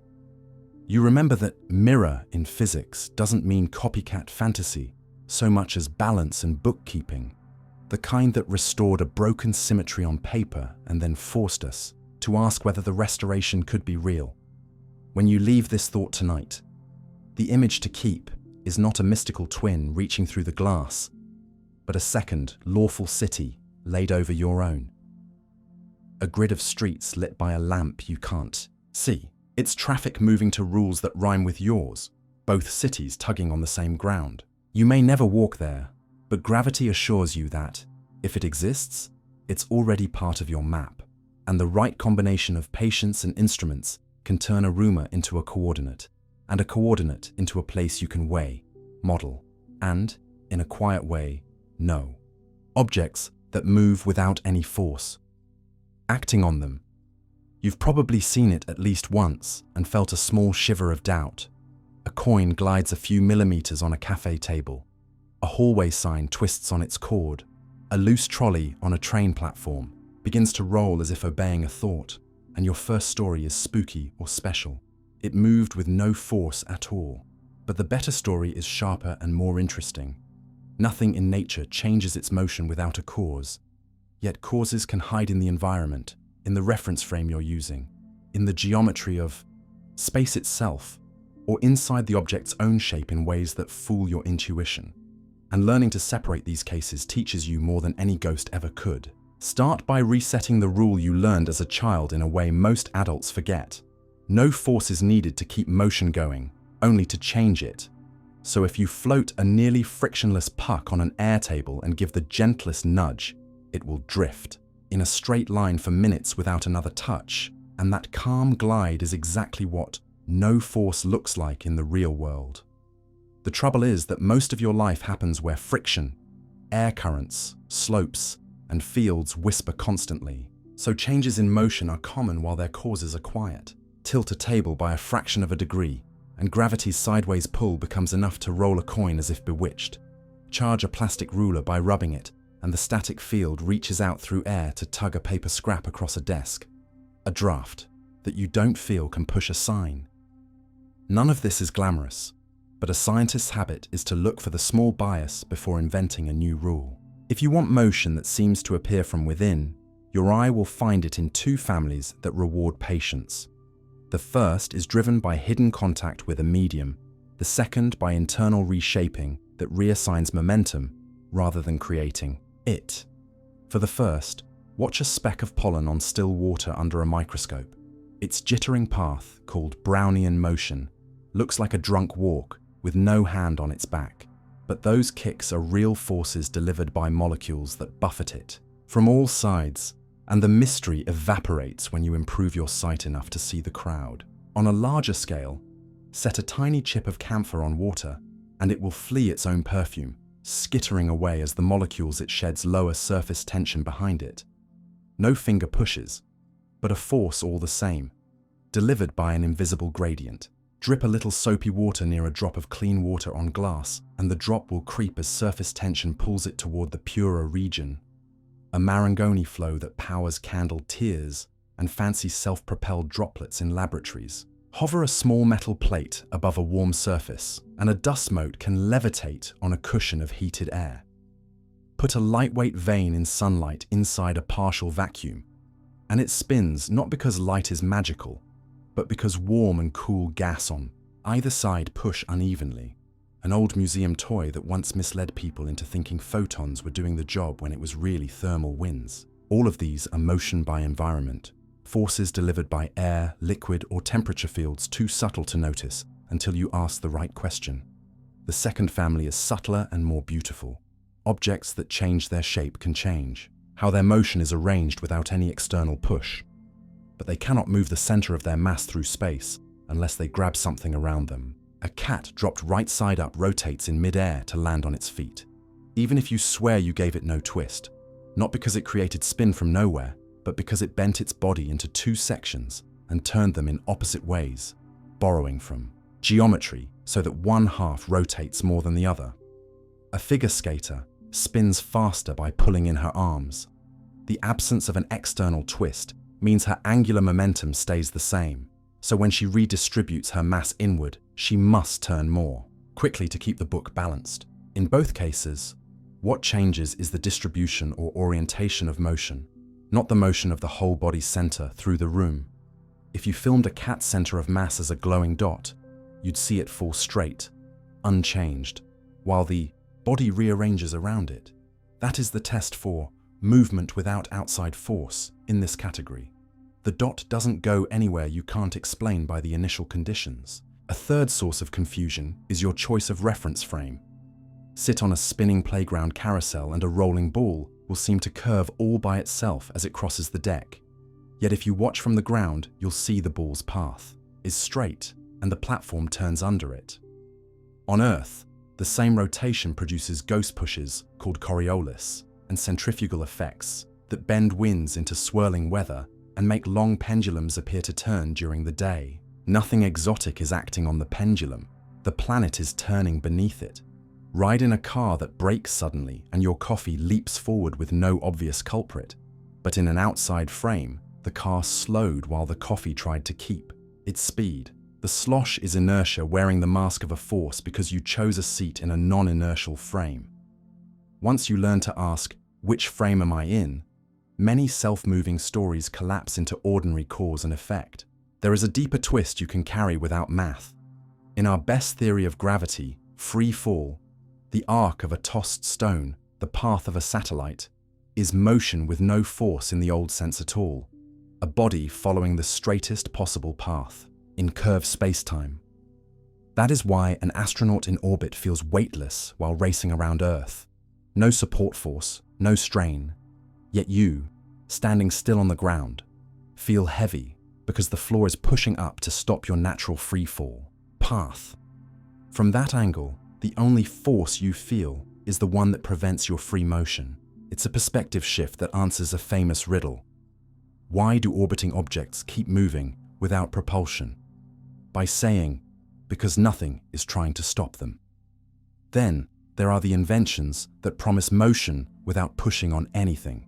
Machines that claim to shove on the vacuum or bounce microwaves inside a sealed cavity in a way that yields thrust with no exhaust. These ideas resurface every decade because they borrow the language of real effects, like the way light can push sails, or the way fields can store momentum. And the earliest measurements sometimes show tiny thrusts that vanish when the test rig is better shielded from air currents, thermal bending, or stray magnetic forces. The rule here is the same as in the cafe. When a force is small, the ways to fool yourself are many. So extraordinary propulsion demands extraordinary accounting. Turn the device, flip the cables, measure in vacuum, change the frequency, blind. The operator and what survives those trials is usually heat, not momentum. The point isn't to sneer. It's to insist that conservation laws are strict and that serious engineers are the first to try to break their own toys. If you want practical tests, you can run in your head whenever you see something move by itself. Use 4. First, energy. Did the object end with more organized motion than it started with, and where could that energy have come from? Second, symmetry. Did the object change its shape in a way that can reassign motion without displacing the center of mass?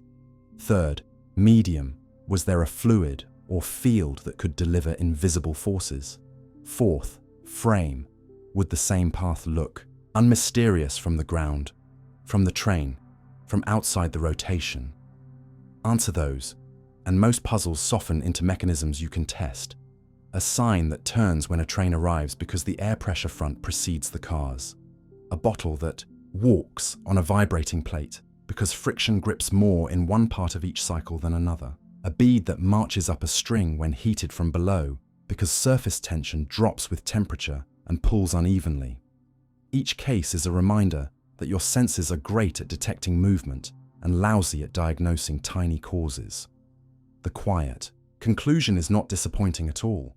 Objects don't change their state of motion without a cause, but cause can be quieter and more creative than a shove. Sometimes it's a gradient your skin can't feel.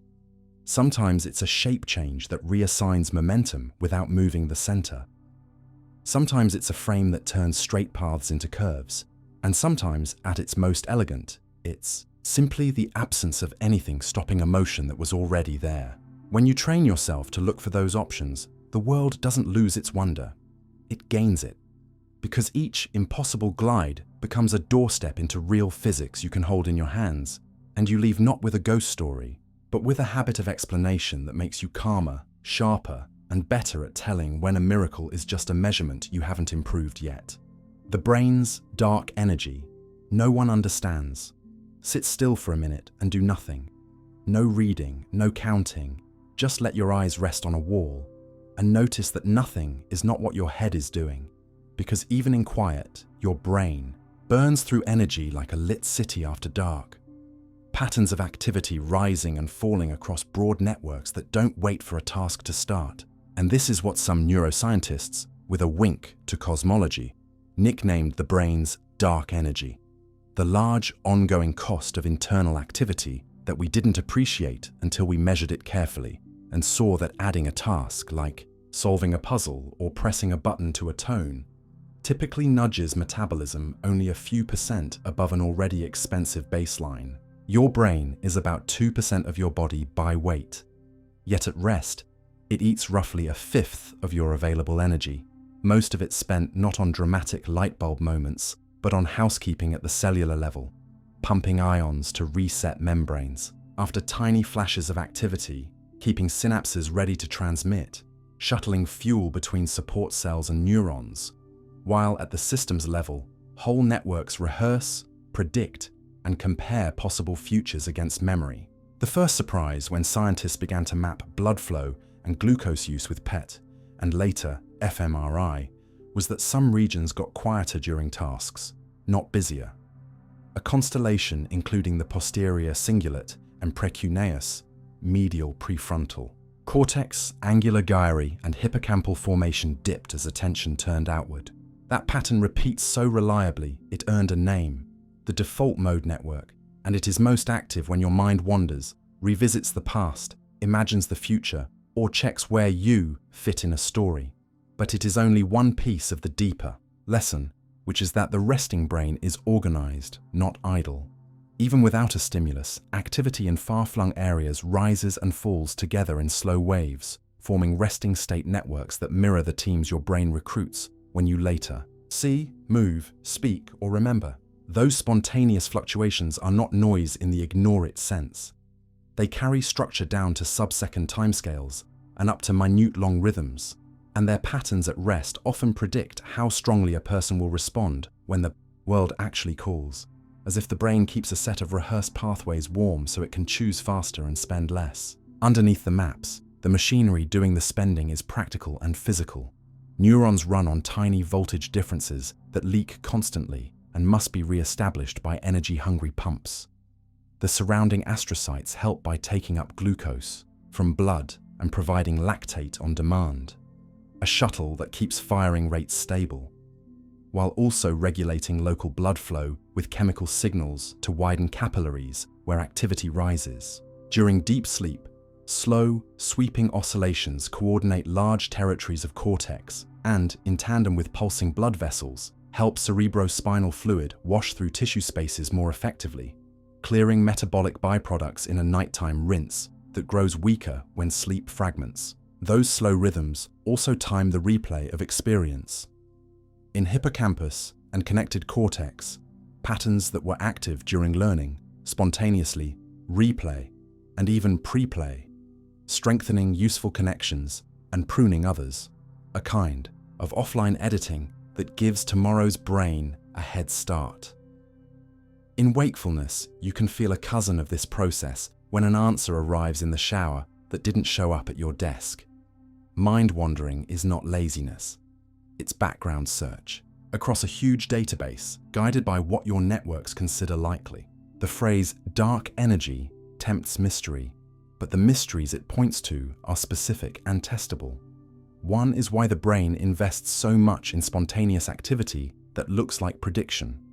One answer, supported by recordings and models, is that the cortex is a generative machine that is constantly guessing the next chunk of input and using real signals to correct those guesses, a strategy that reduces surprise, smooths perception, and saves energy by not processing every detail from scratch.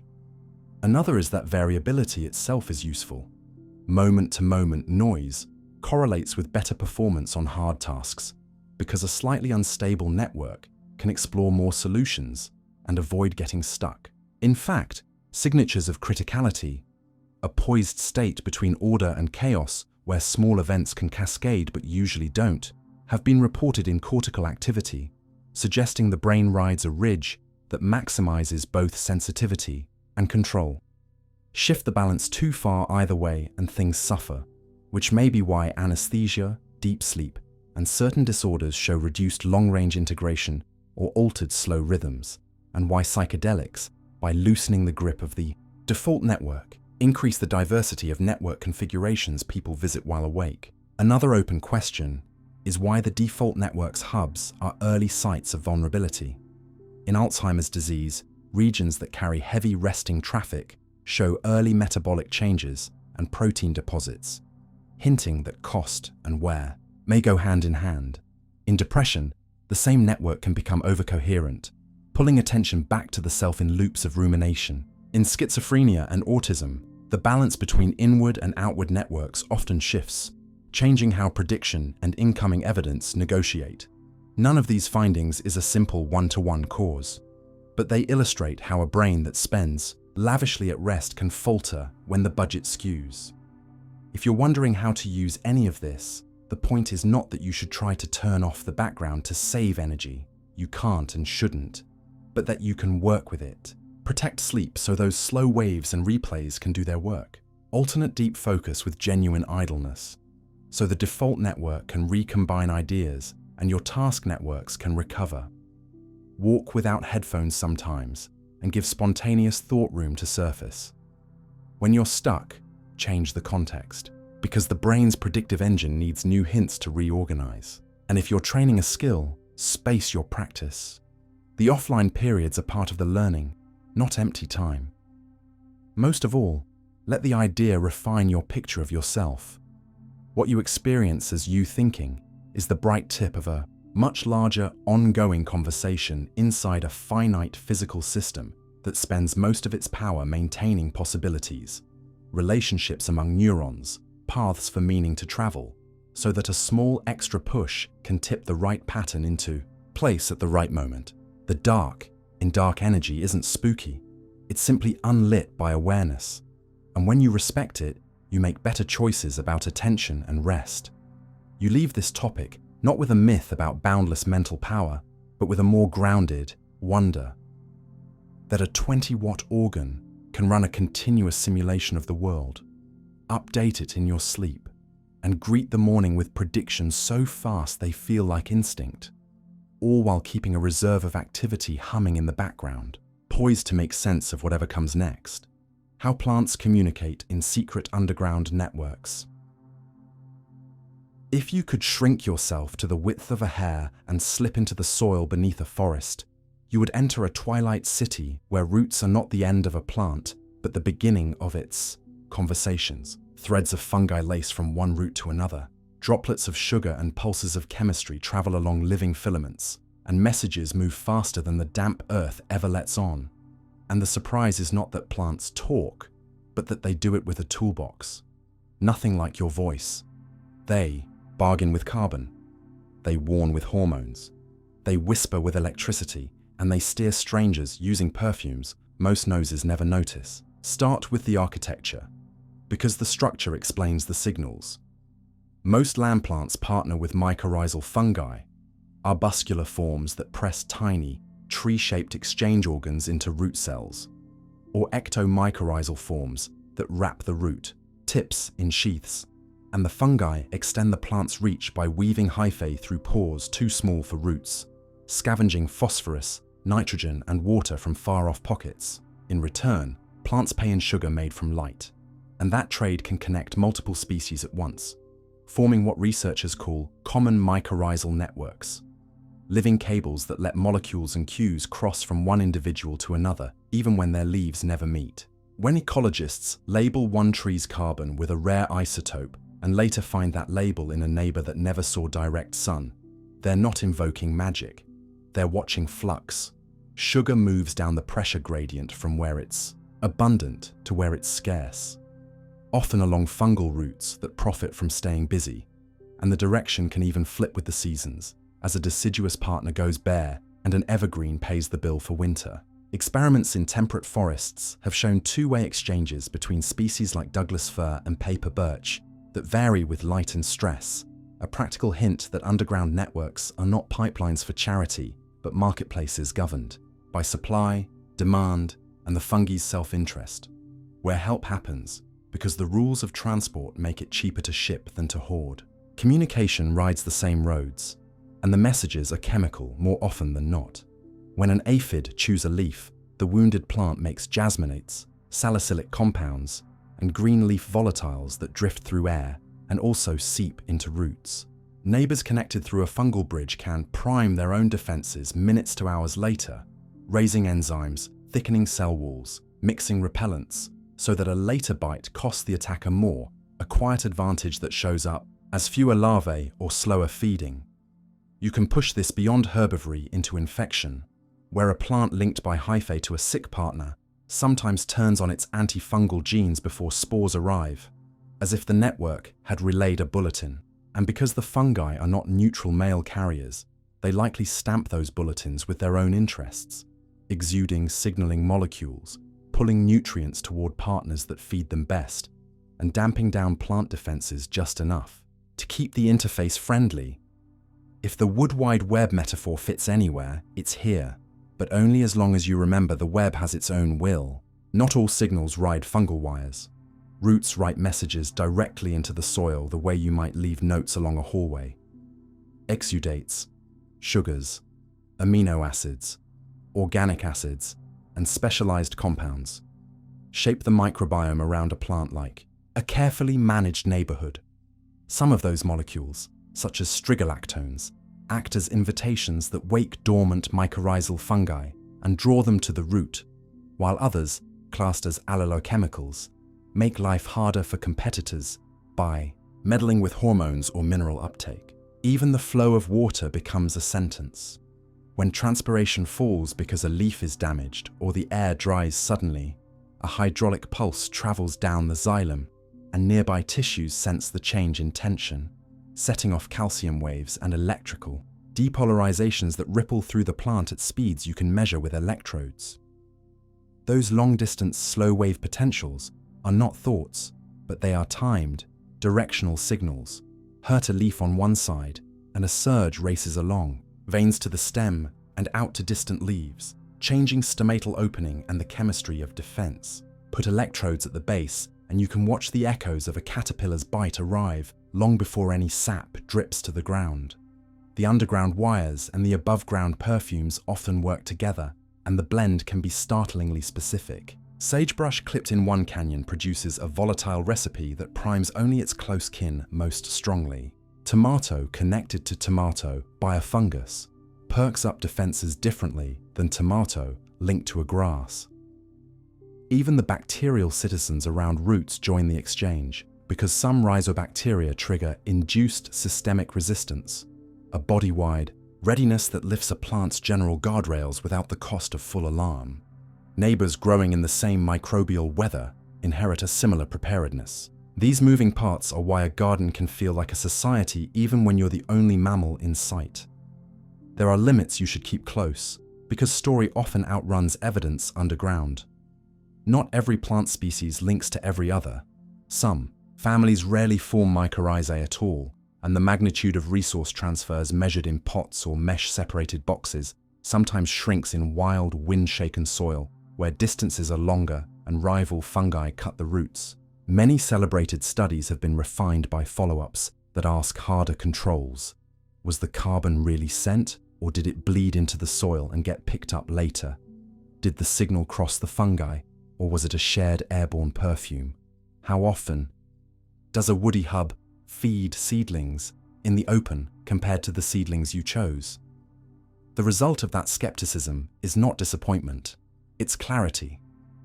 Underground networks matter, but they matter through mechanisms you can name: gradients, incentives, barriers, and timing, not through intention.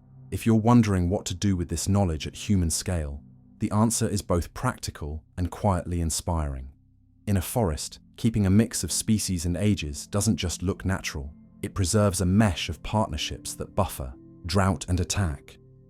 Clear-cutting breaks the high-fall highways and forces the next generation to rebuild from scratch, a cost that doesn't appear on a balance sheet but shows up in slower recovery. In agriculture, inoculating soils with the right mycorrhizae, reducing deep tillage that shreds hyphae, and planting cover crops that host fungal allies can move nutrients more efficiently and reduce the need for fertilizer, because a living network does some of the delivery for you. Even houseplants hint at this logic. Pots that share a healthy soil microbiome recover from stress better than isolated, over-sterilized ones, and mixed plantings with mild root overlap often ride out pests more gracefully than single-species rows. None of this makes your fern a friend in the human sense, but it does make your room part of a network your eyes can't see. The quiet shift this topic invites is in how you picture a plant, not as a lone straw with leaves on top, but as a node that both feeds and listens, a body tuned to soil, air, and fungus with a sensitivity you don't have. It does not plan or intend the way you do, yet it coordinates, sample by sample, pulse by pulse, what matters for survival. And it shares information, because sharing stabilizes the very market of nutrients it depends on.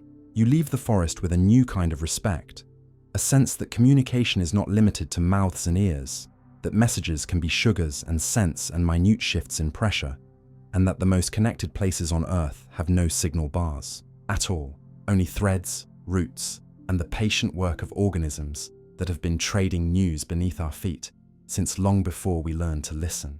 A place on Earth where time runs differently. You grow up believing time is a smooth blanket laid evenly over the world, but carry 2 good clocks up a tall building, leave one in the lobby, take one to the roof, and when you bring them back, together, they will disagree by a sliver you can measure. And that tiny argument is your first honest glimpse of a place on Earth where time runs differently. Anywhere, the pull of gravity or the pace of motion changes, the rate of time changes. With it, the rule is simple to say and profound to live with. Clocks deeper in a gravitational well tick a touch slower. Clocks higher up tick a touch faster, and clocks that move quickly run a little slow relative to those at rest.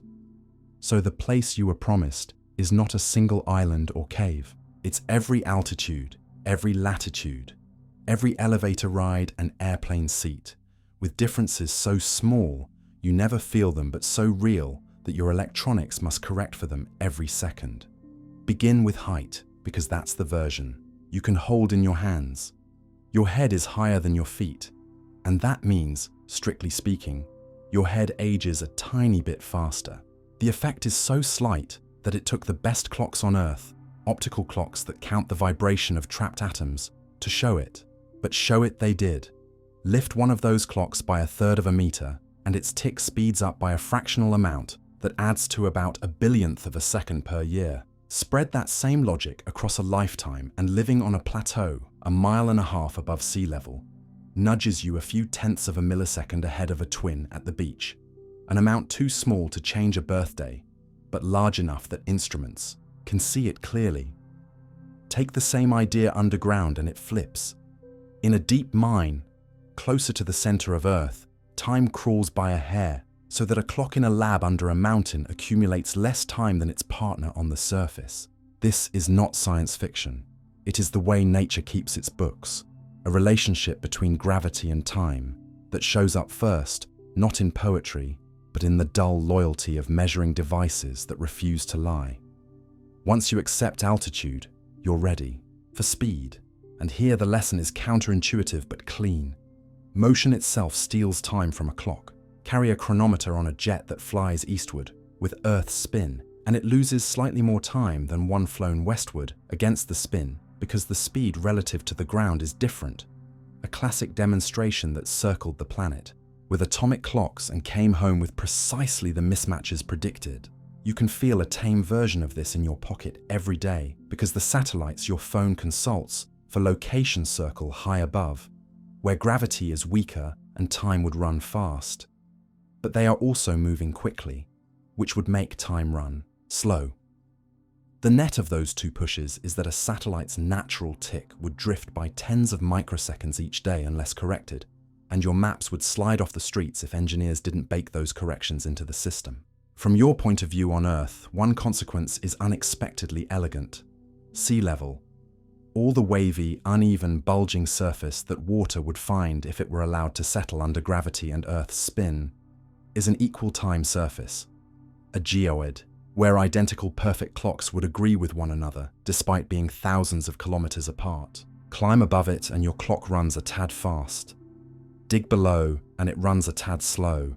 And that simple fact is seeding a new craft called chronometric leveling, where surveyors use clocks good enough to read gravity's effect directly and turn time into height, mapping the planet's shape to centimeters by comparing ticks. The idea that time depends on place isn't only for metal and lasers. It leaks into everyday scenes once you know where to look. A skyscraper's penthouse is, in the strictest sense, slightly further into the future than the lobby.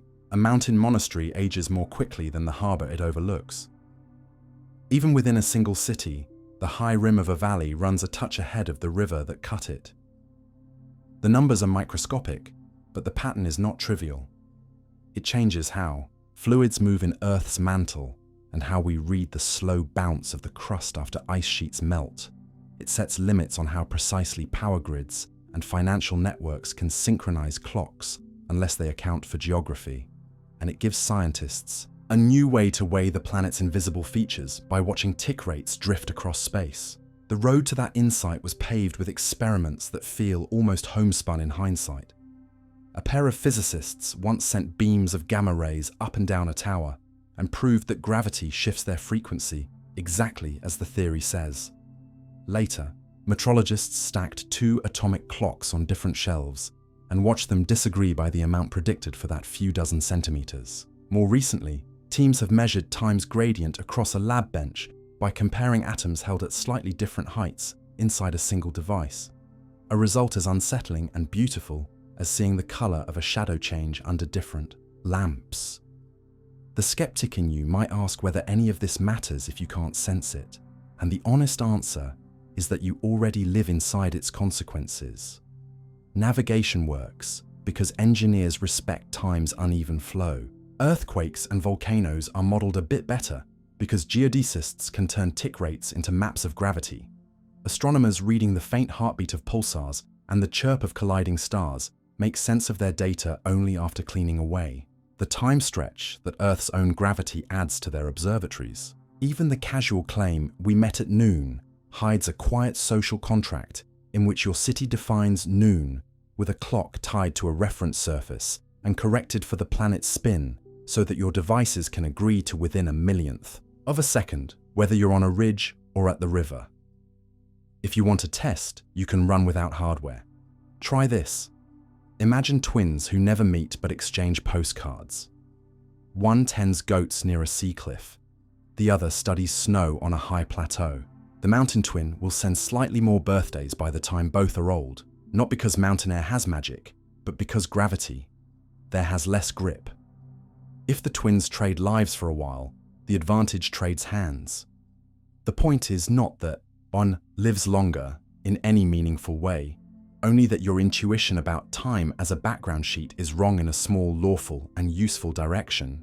The intellectual shift that follows is gentle and liberating. Instead of treating time as a single river with one speed, you start to see it as a fabric that sags where mass gathers and tightens where the pull eases. A fabric you can touch with instruments. The payoff for you isn't a trick to stretch days, it's a clearer way to think. When you take an elevator, you are not just changing your view, you are changing your rate. When a pilot banks over a city at dusk, the cabin's clocks slip a hair behind those on the ground. When an engineer promises centimeter-accurate maps from orbit, hidden inside is the promise, we will keep time properly for every place on Earth. And when you step back from it all at night, the closing thought is not that the world is strange for strangeness' sake, but that it is precise. The planet tells every clock how fast to tick by how hard it pulls, and learning to listen to. That instruction is how we turned mountains into altimeters, orbits into rulers, and the abstract word time into a quantity you can weigh, compare, and, in a small, humbling way, feel in your bones each time you climb the stairs. The unknown structures buried under Antarctica. From the window of a plane crossing endless white, you might think Antarctica is simple, ice on rock, wind on ice. But the real continent begins where your eye gives up, hundreds to thousands of meters below the surface, where radar pulses ricochet off hidden water and stone, and sketch a buried world of mountain ranges, canyons, lakes, and rifts that no one has seen, and yet we can now describe with unsettling precision.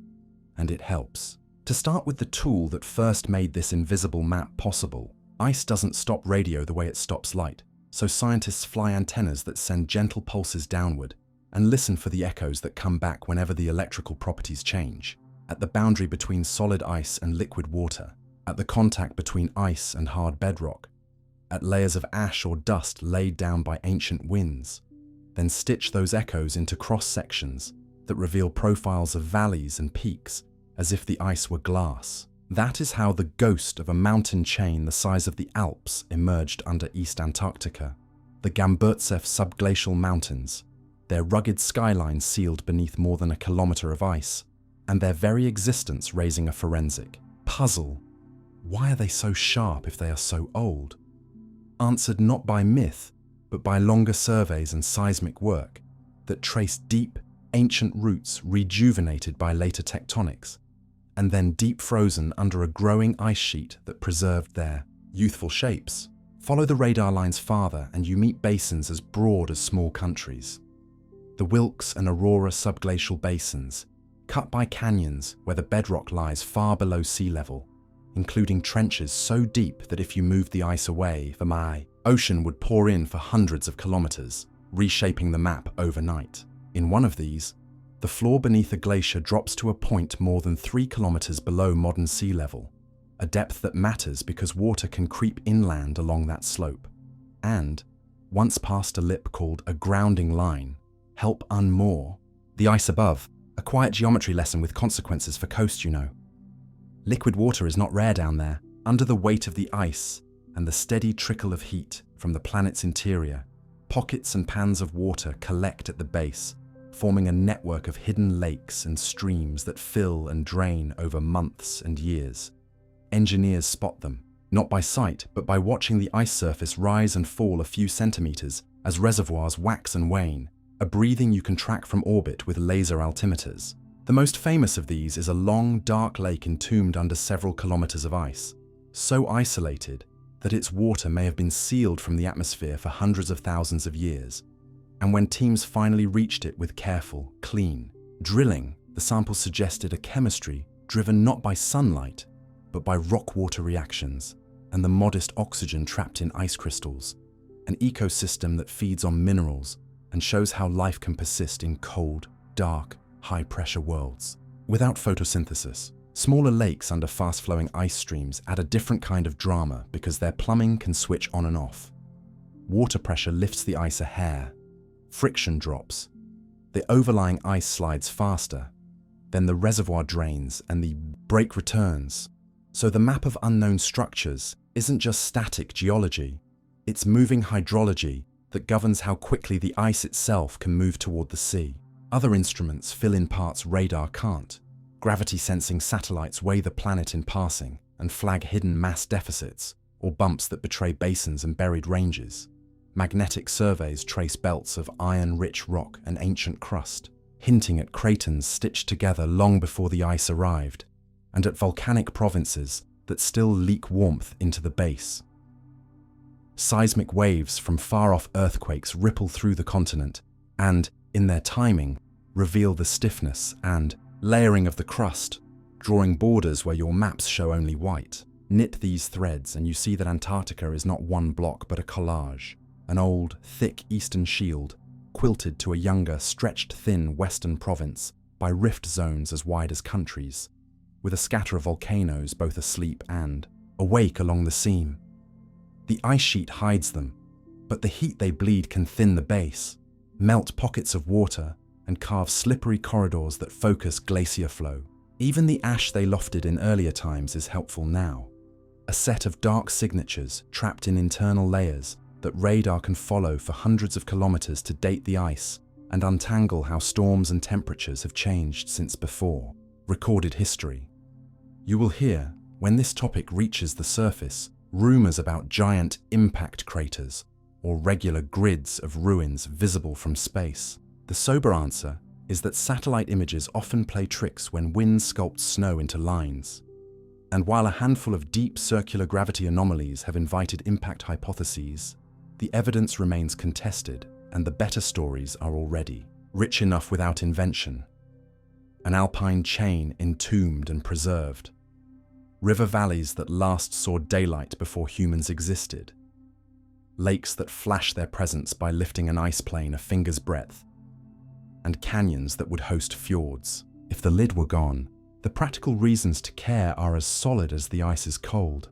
These buried structures set the rules for tomorrow's seas because ice obeys the bed it rides on, and where the bed deepens inland or funnels water under the sheet, retreat can accelerate, while where ridges and sills rise like underwater dams, retreat slows or pauses. That's why flights trace the same lines winter after winter, because a better basal map feeds better models, and better models tell coastal planners whether a neighborhood of homes will see spring tides in a new place within a lifetime. If you want to feel the scale of the effort, picture a caravan of aircraft crawling across the sky in long parallel tracks, towing antennas, shooting gentle pulses through the cold, tracing the invisible shorelines of lakes that never see the sun. Imagine orbiting lasers reading the surface height to the thickness of a fingernail from hundreds of kilometers up, and, from those tiny twitches, inferring a flood below. Imagine teams hauling seismic instruments out across Sastrugi to listen for echoes from rock they will never touch. All of that work turns unknown into partly mapped, and partly mapped into modelable. And the gain is not only protection for cities, but a deeper sense of the planet itself. Under the most empty place on Earth lies a complicated memory of growth, collision, and erosion that the ice has archived like a careful librarian. The thought to take with you is patient and personal. You live on a world where the loudest truths are often buried, underwater, under clouds, under ice, and the way to hear them is not to shout back, but to switch instruments and learn the dialect each layer speaks. In Antarctica, that dialect is radar echo, gravity tug, magnetic ripple, seismic ring, and centimeter-scale rise and fall. And when you pay attention to those quiet voices, the continent stops being a blank and becomes a map of causes, a mountain chain that focuses wind, a hidden lake that slicks a glacier, a ridge that holds a margin in place. And in that recognition, you find a steadier kind of wonder than any rumor can offer. the comfort of a mystery shrinking under honest light, and the invitation to keep listening to a landscape that will matter to the shape of your coasts long after this winter passes. A strange energy burst detected before the Big Bang. You've probably seen the headline already. A strange energy burst detected before the Big Bang, and felt a tug between wonder and doubt. So begin here, gently, with what before could even mean. In standard cosmology, time as we measure it is woven into the expansion of space itself, and the hot Big Bang is not a firecracker in empty darkness, but the moment the young universe became a glowing, rapidly cooling fluid.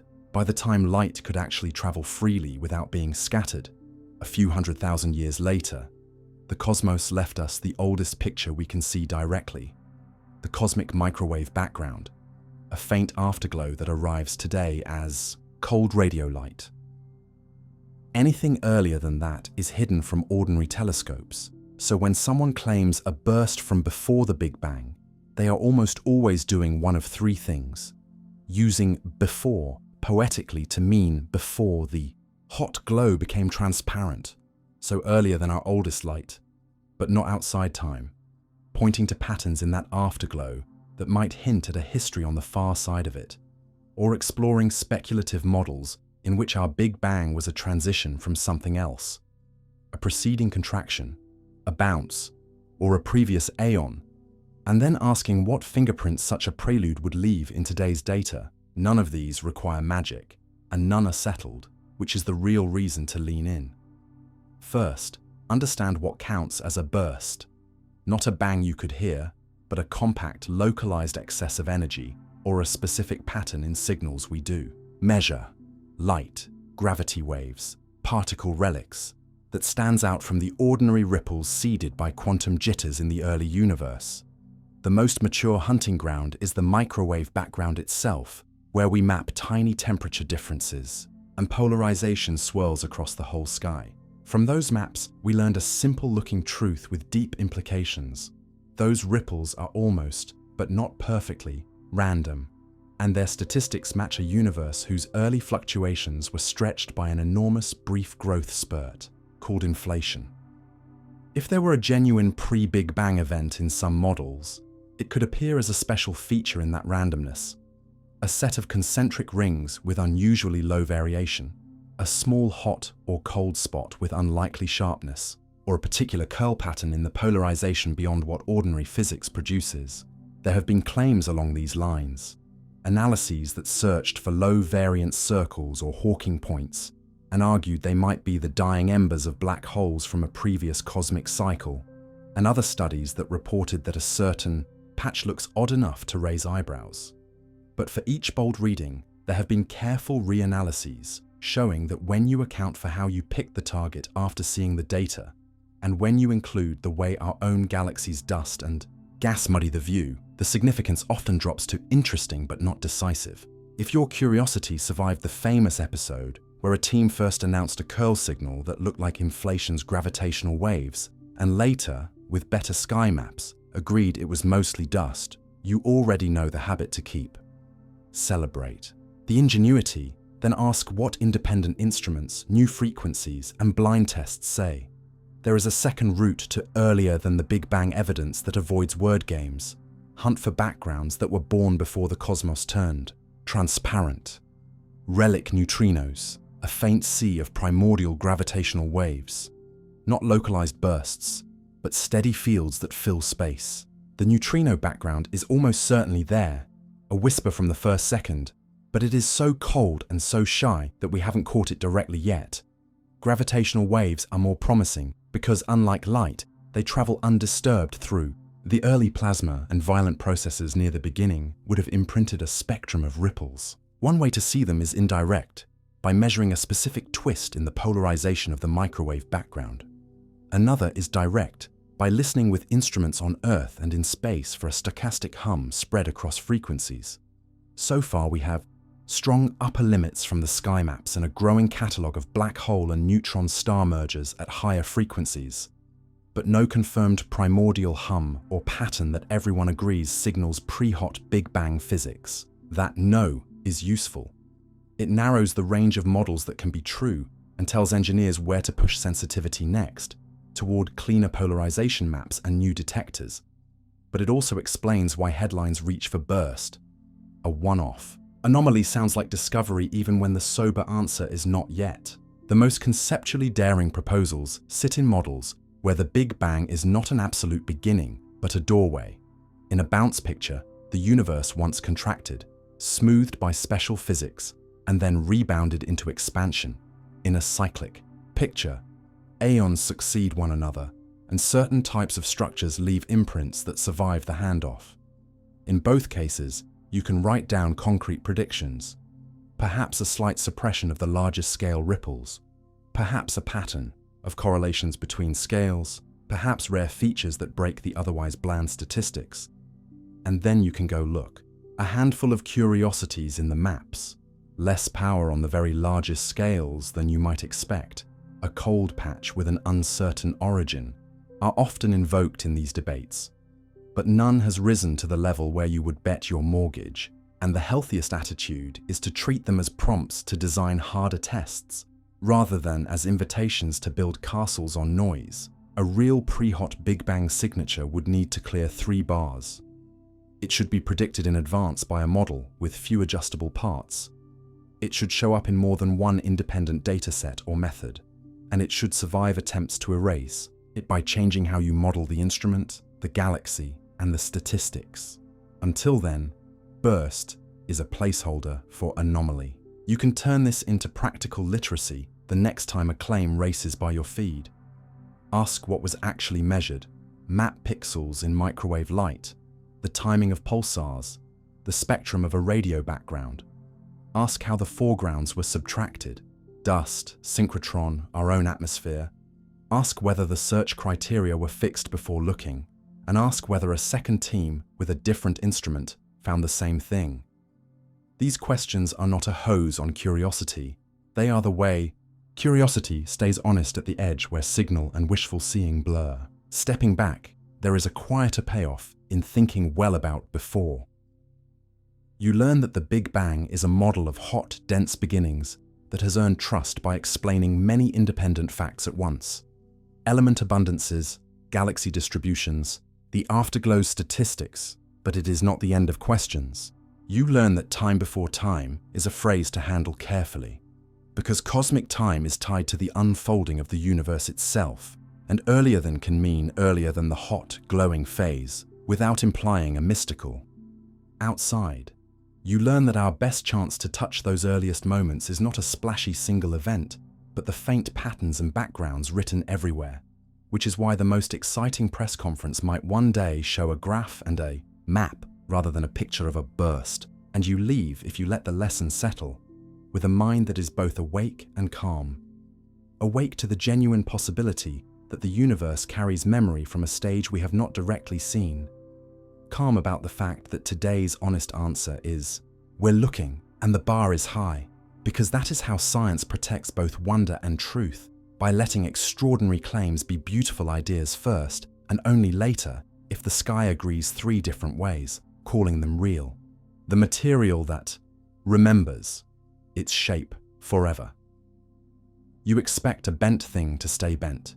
Keys keep the kink you gave them. Paperclips remember your fidgeting. So the first time you twist a silvery wire into a spiral, heat it gently with a breath of warm air and watch it spring back into a neat straight line. A quiet doorway opens. There are materials that remember a shape and return to it on cue. Not by magic, but by a hidden choreography inside their crystals. And learning that choreography shows you how matter can store instructions the way a muscle stores a movement. The classic example is a nickel-titanium alloy, often called nitinol, and its trick works like this.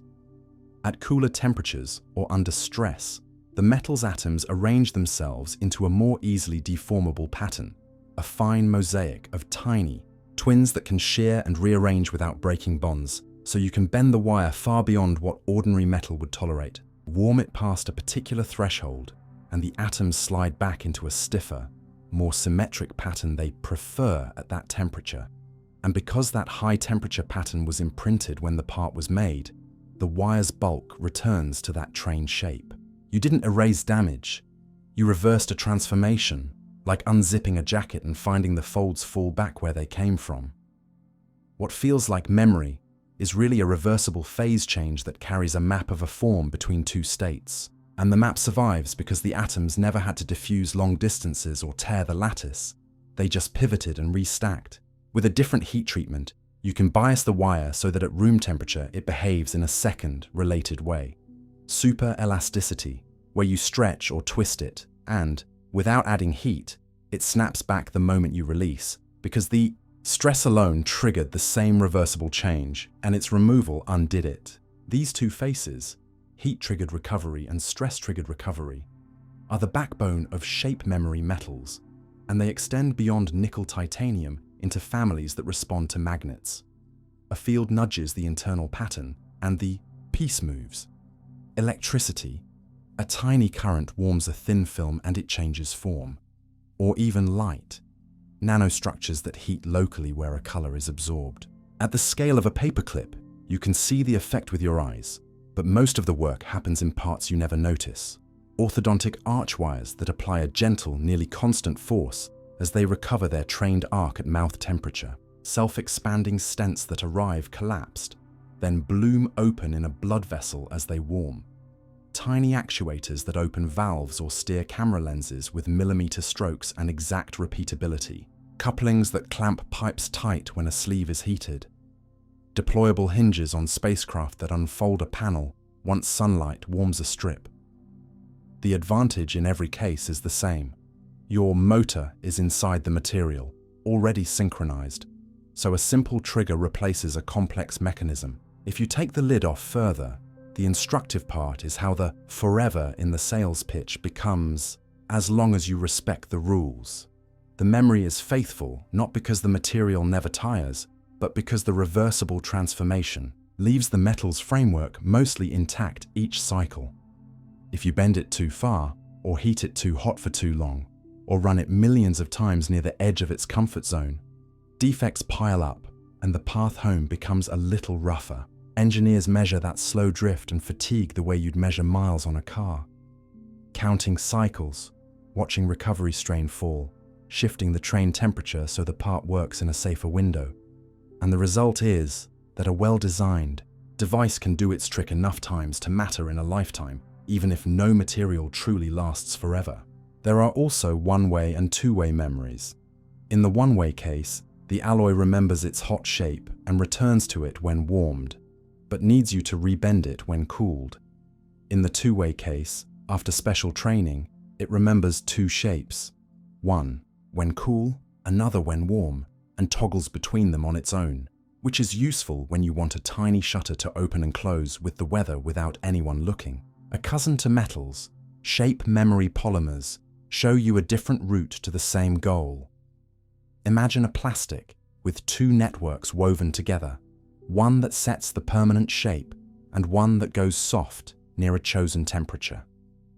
Heat the plastic, deform it gently, then cool it, and the soft network locks in the temporary shape like a bookmark. Warm it again, and that soft network relaxes, letting the permanent network pull everything back. By choosing chemistries, you can pick triggers all over the dial. Body warmth, a hairdryer, a lamp, even water, so stitches can tighten at skin temperature. A compressed splint can conform around a limb and then harden, or a soft robot can fold and unfold without motors. Hydrogels add a third flavor, swelling or shrinking as they wick water or change acidity, turning chemistry into motion in a way that mimics plant tissues. Alongside these legible examples sit more exotic cousins, ceramics that toughen because parts of their crystals switch form under stress and blunt cracks from the inside, or magnetically responsive alloys that twitch under a field rather than heat. Each of them a reminder that memory is a pattern hidden in structure, not a story stuck on after the fact. If you're wondering what anchors the shape forever claim in the real world, and not just in a lab, look at regulation and biocompatibility. Nitinol's oxide skin keeps nickel locked in, which is why it can live in arteries for years, yet devices still need careful finishing to avoid leaching. Look at calibration. Manufacturers tune the temperatures at which transformations start and finish, so a stent springs at body warmth but not on a shelf. Look at recyclability.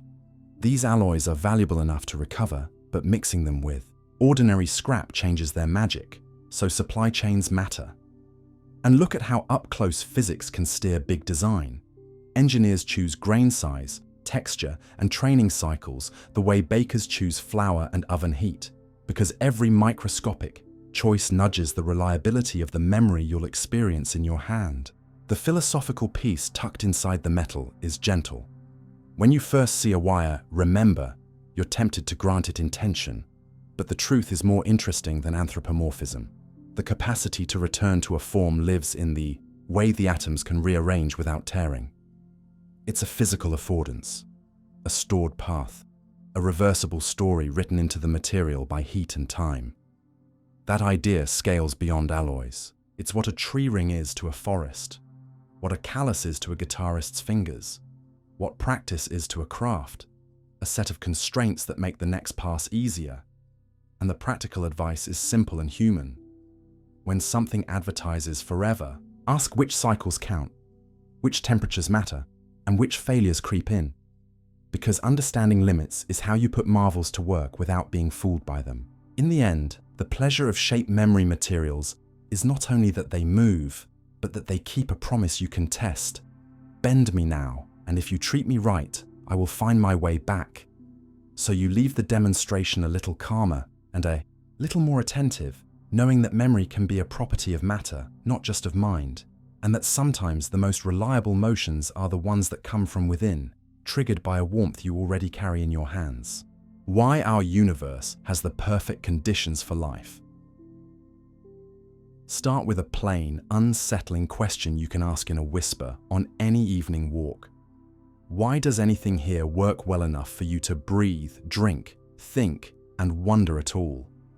And the first, honest step is to replace the word perfect with good enough in many linked ways. Because life doesn't need a flawless cosmos. It needs a chain of conditions that hold steady within generous margins.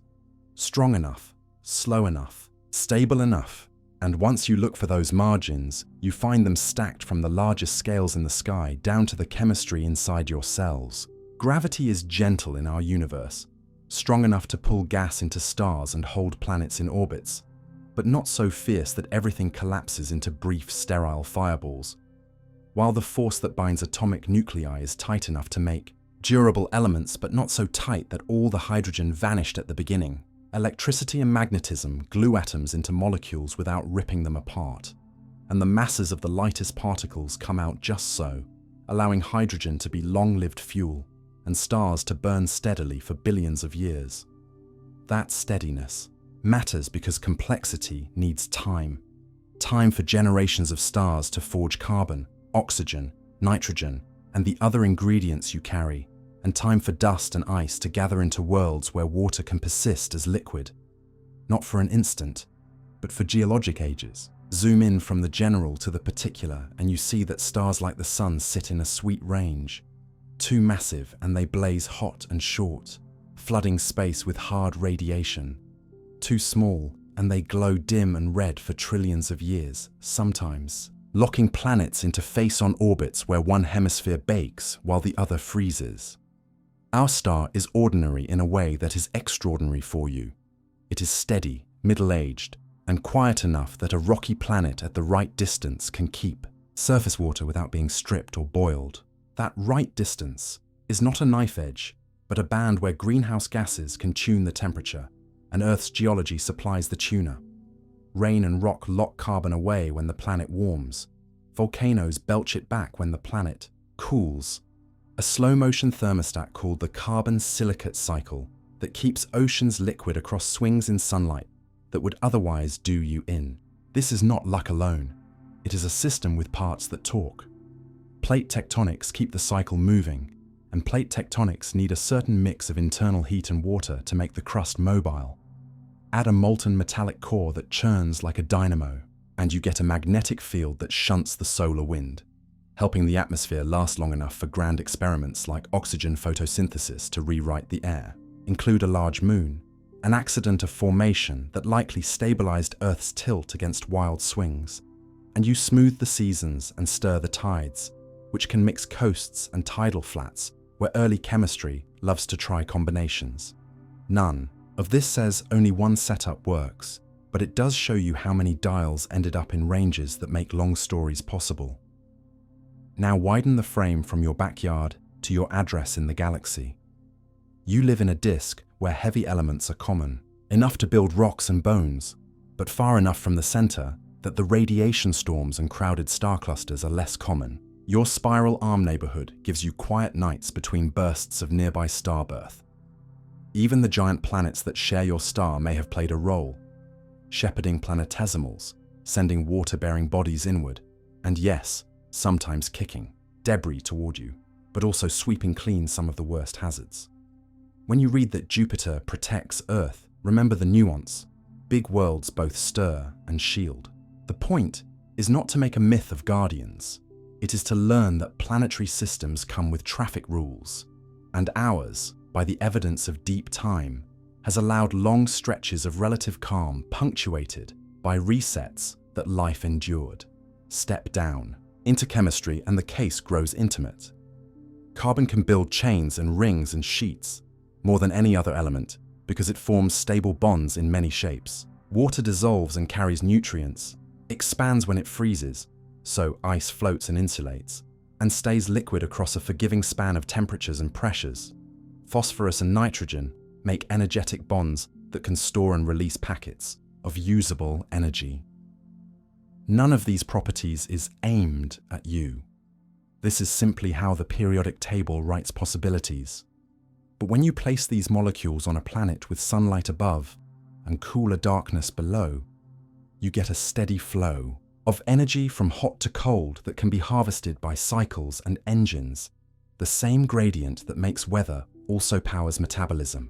Life, in this view, is not an improbable palace perched on a spike, but a patient user of rivers that the universe provides. Everywhere there is disequilibrium, stars hotter than their skies, vents warmer than their waters, lightning that puts unlikely molecules into circulation. The conditions are perfect only in the sense that they are permissive and durable enough for trial and error to work. At this point, you might hear the word fine-tuning, the idea that if certain cosmic numbers were nudged much, stars and chemistry would fail. It's healthy to take that seriously and cautiously. First, many tunes are not razor thin. Often there is a corridor, not a line. Stars still form within a reasonable range, and elements still assemble. Second, you carry a selection effect in your pocket. Of course, you find yourself in a universe compatible with your existence, because universes where nothing persists cannot host observers to wonder about their starkness. That's not a dodge. It's bookkeeping, a reminder that observation filters outcomes. Third, there are candidate explanations that do not lean on special pleading. In some models of cosmic origin, the laws allow many pocket universes with varied settings, and observers emerge in the pockets where long stories are allowed. In tighter, more modest proposals, a few deep principles link the values together, and the apparent coincidences turn out to be the way a small number of rules produce a large number of consequences. Today, no one owns the final word, which is itself a gift, because it pushes you to ask better questions and build better instruments instead of holding to a single tale. Meanwhile, exoplanets have moved this topic from the realm of thought experiments into a census. Worlds are common, rocky ones are not rare, and water appears to be a frequent ingredient. We already see planets in temperate zones, some around stars gentler than red dwarfs, some in systems with orderly layouts unlike our own, and the diversity tells you something freeing. There are many ways to be habitable, and Earth-like might describe a family of strategies rather than a single blueprint. The real test in the end is time.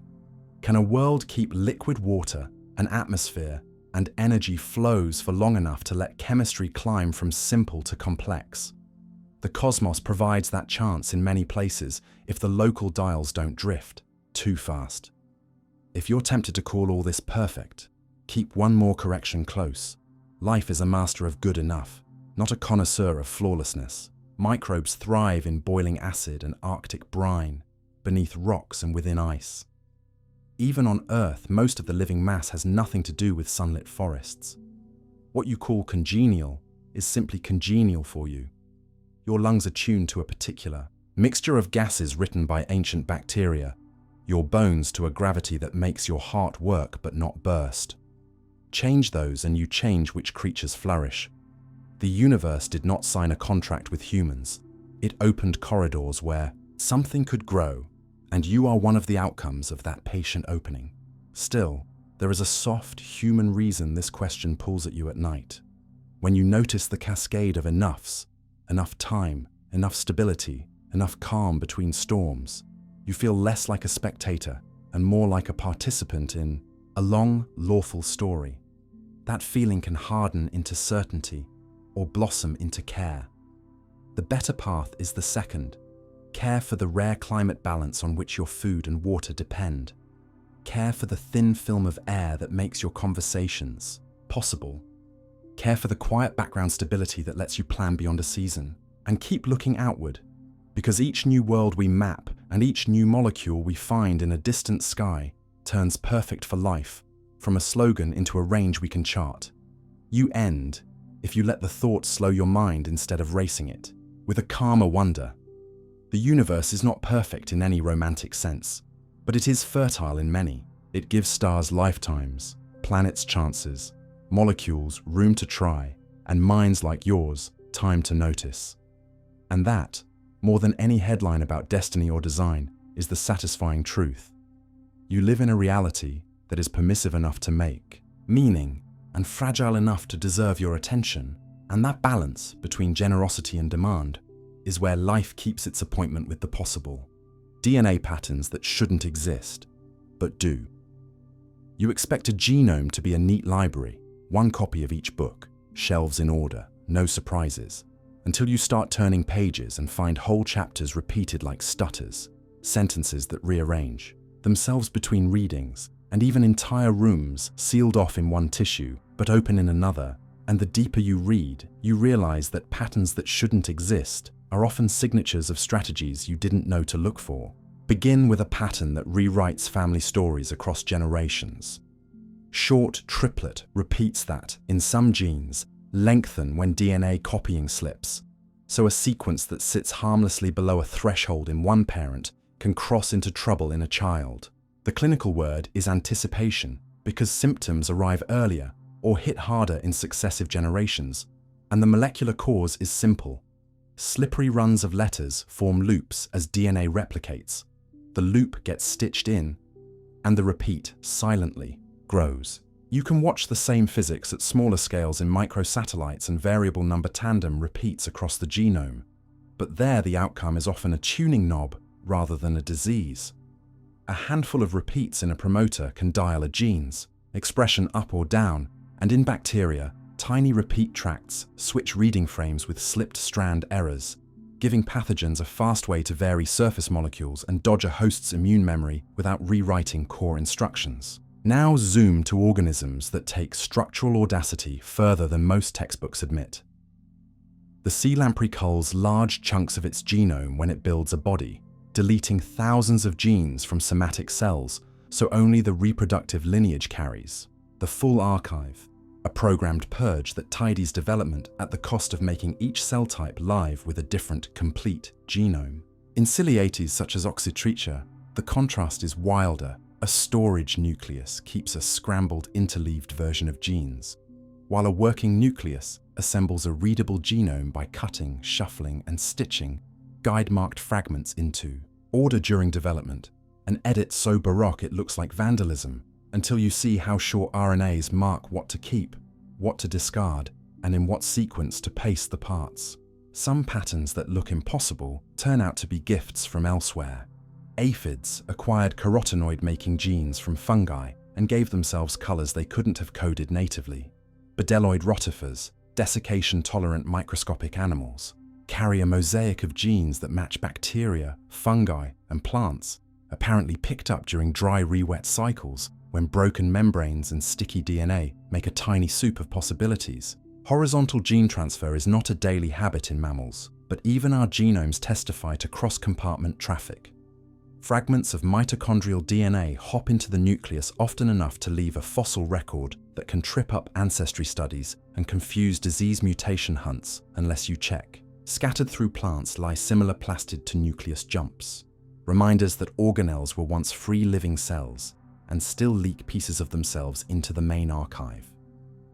Other shouldn't exists are about who gets heard rather than what is written. Genomic imprinting tags certain genes so only the copy from one parent speaks. The other is silenced, creating parent of origin effects that shape growth and brain function. The X chromosome in females inactivates one copy per cell, but the choice is local and early, leaving a lifelong mosaic of patches where one or the other X runs the show. Beyond those famous cases, whole swathes of the genome show random monoallelic expression where only one parental copy is used for a given gene in a given cell, adding texture and stochastic diversity to tissues that otherwise share the same DNA. These aren't exceptions to rules so much as higher-level rules about dosage and conflict. How to balance expression, negotiate between maternal and paternal interests, and keep noise useful without letting it run wild. Shuffle up another scale, and you meet supergenes, stretches of DNA locked together by structural rearrangements, such as inversions that suppress recombination and hold complex trait packages as single inherited blocks. In butterflies, such locked regions control wing pattern cassettes that keep mimicry schemes intact. In ants and some birds, similar regions segregate social forms or mating morphs, bundling behavior, body shape, and chemistry into linked suites that would fall apart if recombination were free to mix at every meiosis. You can think of these as genetic fuses taped together. Awkward if you prefer modularity, essential when coordinated parts must stay linked under strong selection. Inversions also carve long haplotype blocks in humans and crops, sheltering both harmful baggage and useful diversity depending on context, and their footprints explain why some traits travel in clumps you might have thought should split apart. If you've heard that chromosomes are fragile, a few patterns show how creative that fragility can be. In chromothripsis, a chromosome shatters and is stitched back together in a new order in a single catastrophic event, creating local chaos that, in cancers, can activate oncogenes or delete breaks. Tumors also spin up extrachromosomal DNA, little circular rings carrying amplified oncogenes that copy independently and drive growth, giving malignant cells a way to crank up expression without touching the main chromosome and to drop the circles when drugs target their contents. Far from random junk, these circles evolve within a tumor like satellites, their presence detectable in patient blood as a trace of the genome's most aggressive edits. Regulation has its own set of impossible landscapes. Vast gene deserts once written off as meaningless turn out to be staging grounds for long-range control, packed with enhancer clusters that can each drive a gene on their own, and also act redundantly, shadow enhancers that provide insurance against heat, stress, or developmental drift. Delete one and the organism may look fine in calm lab conditions, yet falter under a heatwave or a viral hit, revealing why evolution hoards seemingly superfluous switches. The spacing and order of these elements across hundreds of thousands of bases matter because DNA in the nucleus folds into neighborhoods where distant neighbors can touch, and rearranging a neutral-looking desert can reroute those contacts and miswire a transcription program without mutating a single coding letter. Even the act of reading DNA by RNA polymerase writes patterns that seem paradoxical until you learn the mechanics. When transcription machinery and replication forks meet head-on, the clash can leave behind RNA-DNA hybrids called R-loops that stall progress, invite mutational bursts, and also, in controlled contexts, mark regions for regulation. Some genes deploy programmed read-through, training the ribosome to ignore a stop signal in a specific context to add a functional tail to a protein, and others use upstream tiny open reading frames as throttle controls that block or permit scanning. Ribosomes based on stress, feeding the cell a pulse-coded message about when to make more of a key factor. In trypanosomes, the parasites behind sleeping sickness, mitochondrial messages are literally rewritten after transcription by guide RNAs that insert and delete runs of uridine, a correction service that violates every simplistic DNA, RNA, protein, diagram, and yet runs with factory regularity tied to the organism's life cycle. Not all patterns serve the host's interests. DNA is full of selfish elements that twist inheritance rules. Segregation distorters in flies load the dice so their own chromosome spreads even while reducing fertility. Medea systems in flower beetles kill embryos that don't inherit, the toxin antidote bundled with the driver. Centromeres, the landing pads for the machinery that pulls chromosomes apart, evolve rapidly in an arms race called centromere drive, where repeats expand to recruit more pulling power and opposing. Proteins adapt to re-level the game. What looks like senseless repetition at chromosome centers is, in this light, a record of a tug-of-war inside the cell's most sacred process. If you're tempted to see chaos, pause and try this translation. Each shouldn't becomes does for a reason. Repeats grow because copying is physical and error-prone, and those errors are sometimes useful as dials. Genomes rearrange because cells will accept radical surgery to solve a local problem, and selection keeps the survivors. Exogenous genes appear because membranes leak, and life is opportunistic, and the rare lucky fusion becomes a permanent citizen. Deserts regulate because distance is part of the message in a folded nucleus. Rules bend because context is a rule, and selfish elements spread because evolution has no police force, only consequences. The practical habit to take away is to greet odd patterns with two questions. What constraint or accident could make this shape likely? And in what environment would it be a feature rather than a bug? Ask those and the genome's contradictions soften into working parts you can test, repeat counts you can track, circles you can detect in blood, inversions you can map with long reads, enhancer deserts you can edit with crisp little cuts to see when the backup matters. You finish, if you let the thought slow you, with a steadier kind of wonder. Your genome is not a clean codebase. It's a living history of hacks, backups, wagers, and truces that kept lineages alive through ice ages, plagues, deserts, and mistakes. The paradoxical patterns aren't errors in a sacred text. They're fingerprints of survival on a rough planet, and learning to read them teaches you not only how life works, but how to look for meaning in mess without inventing it. The sky sound heard worldwide, that science can't explain. Maybe you've stood in a parking lot at dusk, and the air began to sing, a low, steady moan like a distant ship where there is no sea, or a rolling boom that felt as if the sky had stumbled, or a metallic chorus that seemed to sweep over rooftops with no visible cause. And in that moment you met a class of mysteries with an unruly family tree, the sky sounds that people report from every continent and that refuse a single, tidy explanation. The place to start is with your ears and the air itself, because the atmosphere is not a neutral hallway, but a layered instrument.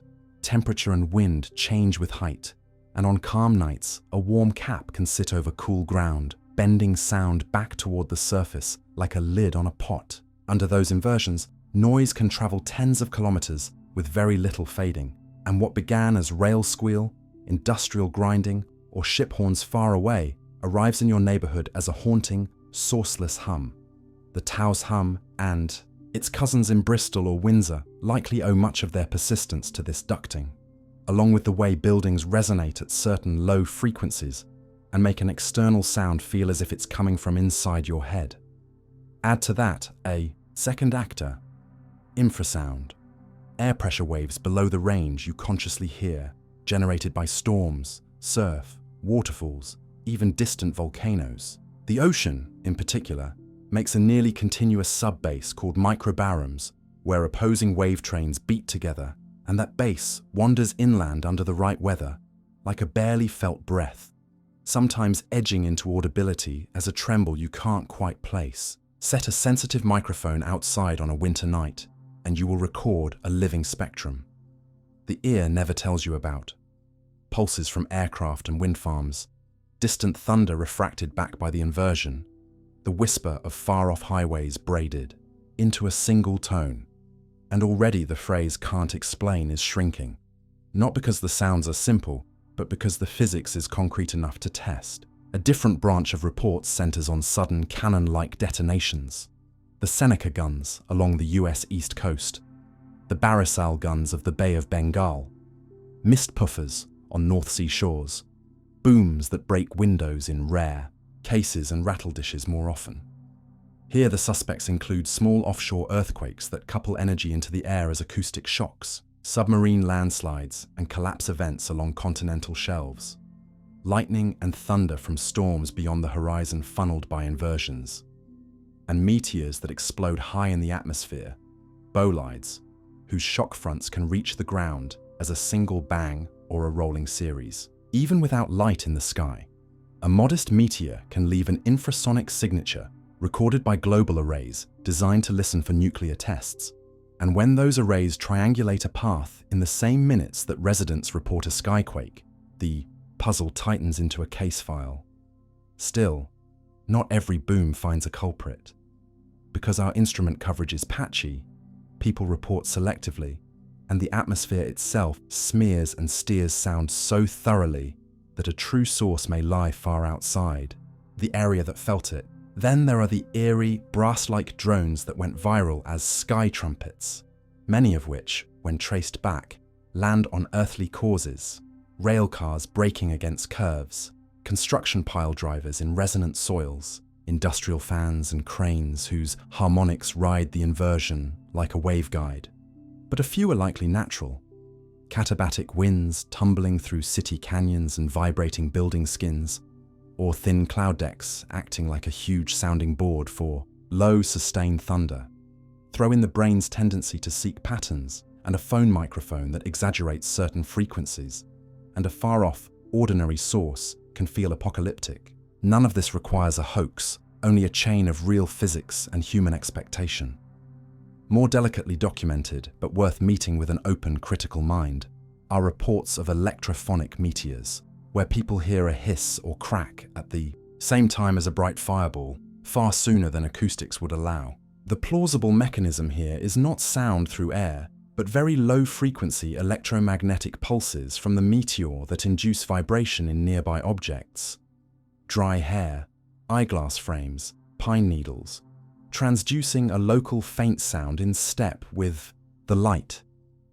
Lab experiments have shown that common materials can produce audible noise when bathed in imposed fields that mimic meteor pulses, which moves the idea from campfire tale toward measurable effect, though it remains rare and easy to misreport. Auroras, too, have inspired centuries of heard whispers, and while many such accounts likely bundle wind and imagination, a handful of carefully instrumented studies near strong auroral displays have recorded brief crackles correlated with sudden atmospheric changes in temperature-stratified air close to the ground, hinting that certain nights bring the right geometry for a local, electrically seeded tick. Again, the lesson is not that the sky is magical, but that the coupling between fields and materials can fool your sense of distance.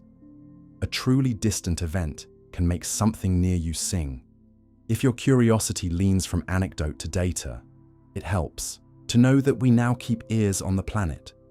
Infrasound stations listen continuously for global treaty monitoring.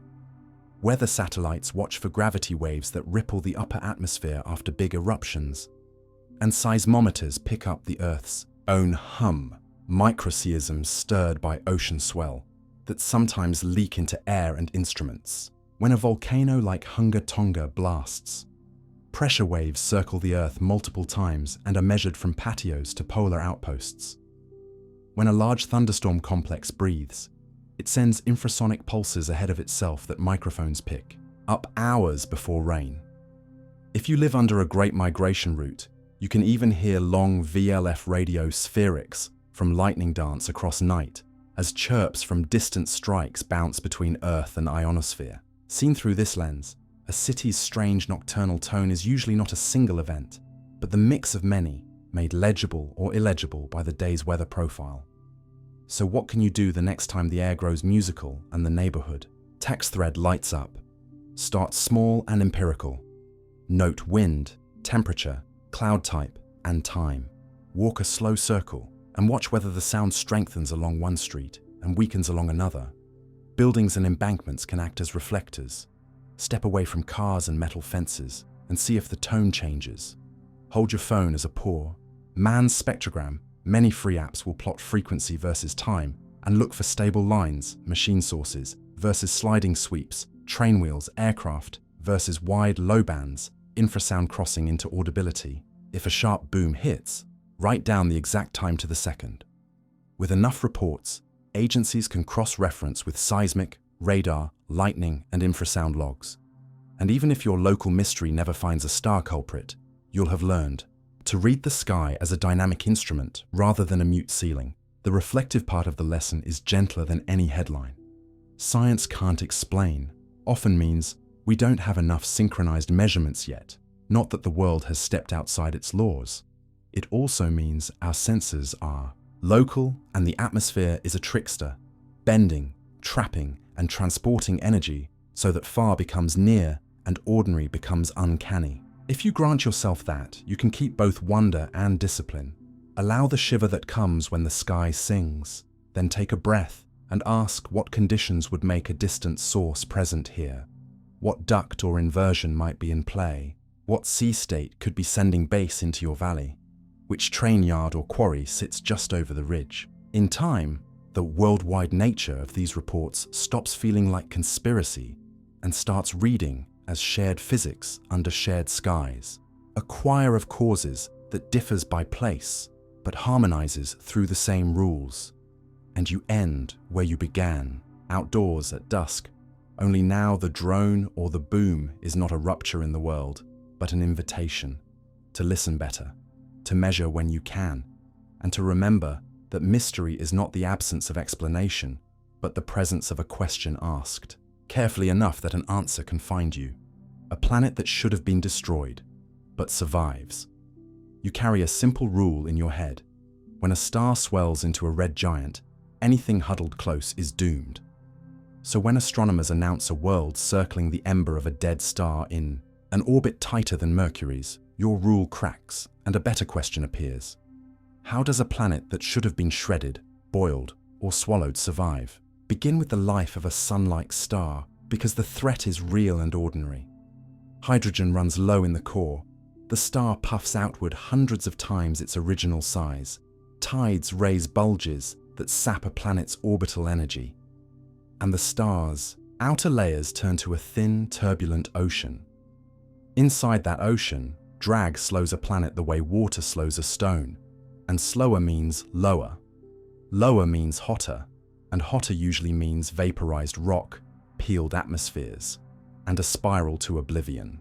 Yet the sky keeps handing you counterexamples where the headline writes itself, should be destroyed but isn't, and each case, properly told, teaches you a different way nature cheats your expectation without cheating its laws. 1. Path is survival by migration after the danger has passed. Take the Jupiter-sized world found hugging a white dwarf, the collapsed core left after a sun-type star sheds its envelope. That star must have once been a giant, so large that any planet in today's ultra-tight orbit would have been deep inside it. So the simplest reading is that the planet was not there then. It lived farther out, felt long-period tugs from a distant companion. Its orbit stretched into a wild oval that carried it skimming close after the star had already shrunken to a white dwarf. And tides at these close passes bled off energy until the path rounded into the snug day-and-a-half loop we observe. The trick here is timing.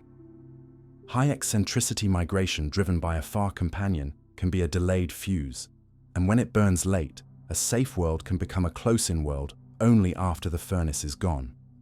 Another path is survival by surgery, the violent, common envelope phase where a bloated star engulfs a massive planet or brown dwarf, and the intruder's orbit shrinks as it plows through gas, dumping orbital energy into the envelope. If the deposit is large enough and fast enough, the envelope can be blown away before the intruder evaporates, leaving a compact binary, a stripped-down stellar core with a tight companion that betrays the survival by how close and light the partner is. We know this physics works from star-star systems. Whether true planets, not failed stars, can manage it is an active frontier, but the handful of giant stars spinning unusually fast and laced with fragile lithium, an element usually destroyed, in stellar guts, hint that engulfment happens often, and the compact remnants we find afterwards suggest that, at least sometimes, the planet punches through and lives to tell. A third path is survival by rebirth or exchange. In a globular cluster, an ancient planet orbits a system where one star is a white dwarf and the other a neutron star, the kind of pair that forms only after supernovas and trades of partners.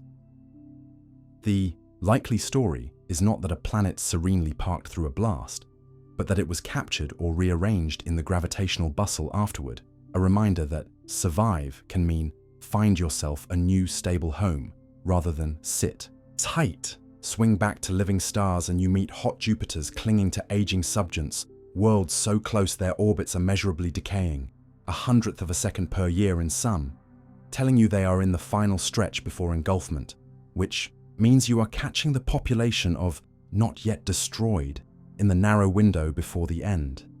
Add to this the zoo of disintegrating worlds, their rocky skins shedding dusty tails as they skim their suns.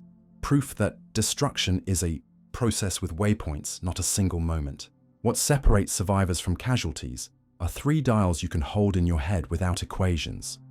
Mass, heavier worlds deposit more energy and resist ablation. Timing, do the dangerous orbital reshuffles happen before or after the red giant? Phase, and environment. Is there a distant companion to pump eccentricity? Is there gas to drag? Is there a safe harbor to capture into? The beautiful part is that these dials leave fingerprints you can actually measure. Close-in planets around giants should show orbital decay in transit timings. White dwarf planets should have histories that point to distant stellar companions. Or past crowding, post-engulfment stars should spin faster and carry chemical scars. And compact remnants paired with light companions should bear the energy budget of a common envelope in their very separation. Once you see the tests, the mystery slides from folklore to work plan. The human-scale lesson tucked in this is softer than the astrophysics, but no less useful.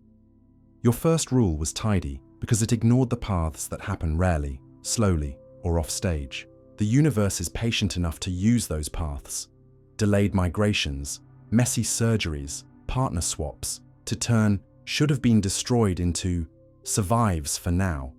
And that phrasing, for now, is important. Most close-in worlds around aging stars are temporary. The clock runs, the tides bite, and the headline will flip in a few million or 100 million years, which is the blink of an eye to a galaxy, but an eternity to you. So you learn to enjoy the narrow windows when physics lets you see the improbable alive, catching a planet skirting the last safe orbit, or finding a gas giant that moved inward only after its star cooled, or timing the slow slide of a world you know will one day vanish into the light. If you want a clean takeaway, you can carry to other problems. Take this. When a system looks like it broke a rule, ask about sequence and surroundings. Maybe the rule held, but in a different order. Maybe the rescue came from a neighbor. Maybe destroyed covered only one of several fates. That habit turns grand claims into good questions, and good questions into observations you can make. Watch the clock, watch the spin, watch the chemistry, and in doing so, you trade a headline for a deeper satisfaction. The recognition that survival in a harsh sky is not miracle, but mechanism, and that even in a cosmos that burns through stars, there is room, if the roots line up, for a world to thread the hazards and keep going. The mystery of synchronized animal deaths. You wake to a shoreline paved with silver, and the first story your mind writes is supernatural. Thousands of fish, beak to tail, laid out with the tidiness of fate. Or a winter morning where a neighborhood street is sprinkled with small birds, as if the sky had let go all at once. Or a news clip of antelope in a steppe grassland fallen within days of each other, a riddle spelled in bodies. And the better way to begin is not with omen but with mechanism, because synchronized deaths are usually the visible edge of hidden rhythms, shared triggers in air and water, life history strategies that spend a whole generation at once, social loyalties that pull a group into danger together, or thresholds in disease and heat where a population tips from coping to collapse. Start with the deaths that look most like a plan, because they are one. Salmon, squid, bamboo, mayflies, and periodical cicadas. Time their end to the same brief window on purpose, a strategy called semal parity and predator satiation. Millions of mayflies rise from a river in one dusk, mate, lay, and die in drifts that look like snow. Not because they failed, but because synchronized abundance overwhelms mouths and guarantees enough eggs survive. Cicadas keep to prime number schedules that make accidental overlap with predators rare, then flood forests with red-eyed music and bodies that return nutrients to soil. Pacific salmon run upstream, spend their last strength on spawning, then die and feed the river and its banks, bears, eagles, microbes, and even trees via nutrient leaks from the water, all of which means a mass death here is a pulsed investment in the next generation and the ecosystem that will support it. Shift to the truly puzzling events, the sudden, unwanted die-offs, and the first work is to match pattern to physics. In water, oxygen is the currency, and its supply depends on temperature, wind mixing, and the quiet respiration of everything alive. A heat wave or a calm night can stack warm water on top of cool, sealing off the lower layer from the air. Bottom, organisms breathe the remaining oxygen down, and if a storm then flips the layers, low oxygen water spreads across the shallows like a silent spill, suffocating fish and crabs that cannot outswim the front. Add fertilizer from farms and sewage from cities, and you prime the bloom. Algae explode, die, and rot, consuming oxygen and sometimes releasing toxins in the process. Certain blooms make domoic acid and other poisons that seize birds and sea. Lions, a clean explanation for mysterious shore strandings that later lab tests confirm. Inland, a late summer lake can turn a copper color, then flip overnight to dead, with the culprit a stew of low oxygen, high temperature, and occasionally hydrogen sulfide rising from the mud. If you map the carcasses, you often find the line of death hugs a particular depth or bay, the fingerprint of physics masquerading as fate. On land, synchronization often means the trigger is broad. A weather event, a toxin, or a pathogen that uses the same lock in every body it meets. A single lightning strike can send current through wet ground and drop a whole herd in place, as happened to reindeer on a Norwegian plateau. A heat dome can push flying foxes over their thermal limits, and they drop from roost trees all at once. Not for drama, but because a bat's cooling tricks fail past a certain wet bulb temperature. Fog and low cloud can press migrating songbirds down into cities where bright facades and glass turn night passage into a lethal funnel. And in the morning it looks like a coordinated fall, when it is the same shared corridor and weather compressing. Many independent decisions into one bad place. Along shorelines, botulism blooms between rotting vegetation mats and warm, low-oxygen water, poisoning invertebrates that become bait for waterfowl.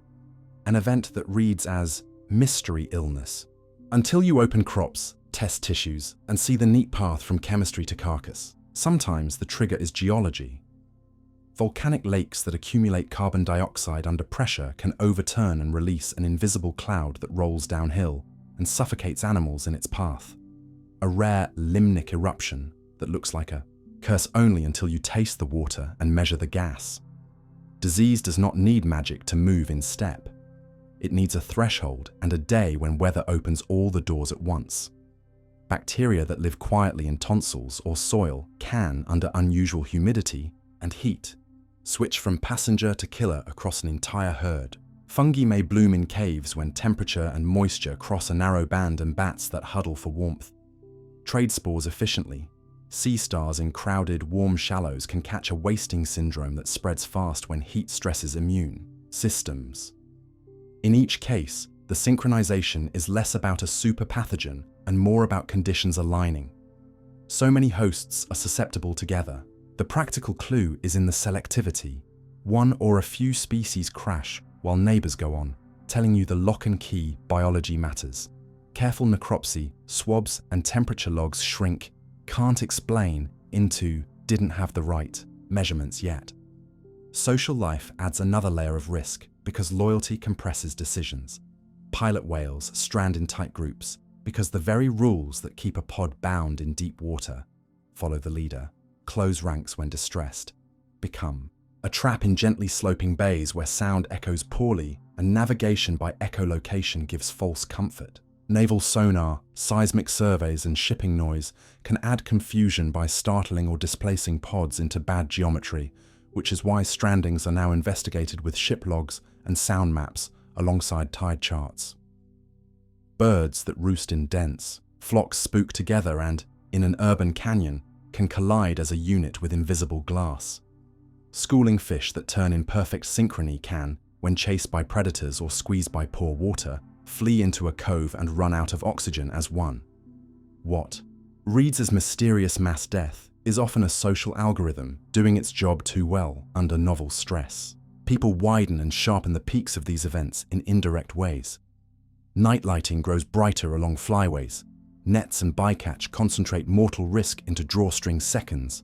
Pesticides that seemed safe for crops kneecap scavengers, like vultures that clean up carcasses and suppress disease. And roads, fences, and wind turbines add cut points to migrations that evolved before we rearranged the landscape. When stories travel faster than data, every cluster looks like an omen, and every omen like a new category of doom. Yet the hard habit that helps is to ask first whether the deaths obey a boundary you can draw on a map.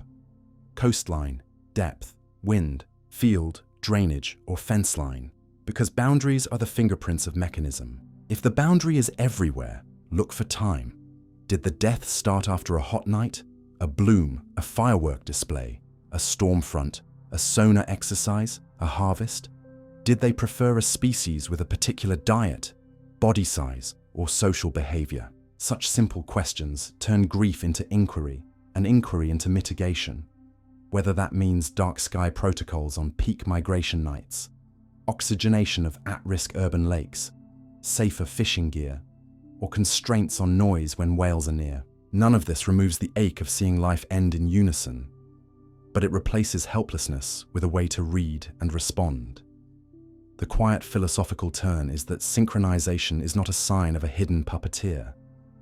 It is what happens when many similar bodies live under the same sky, follow the same rules, and face the same thresholds.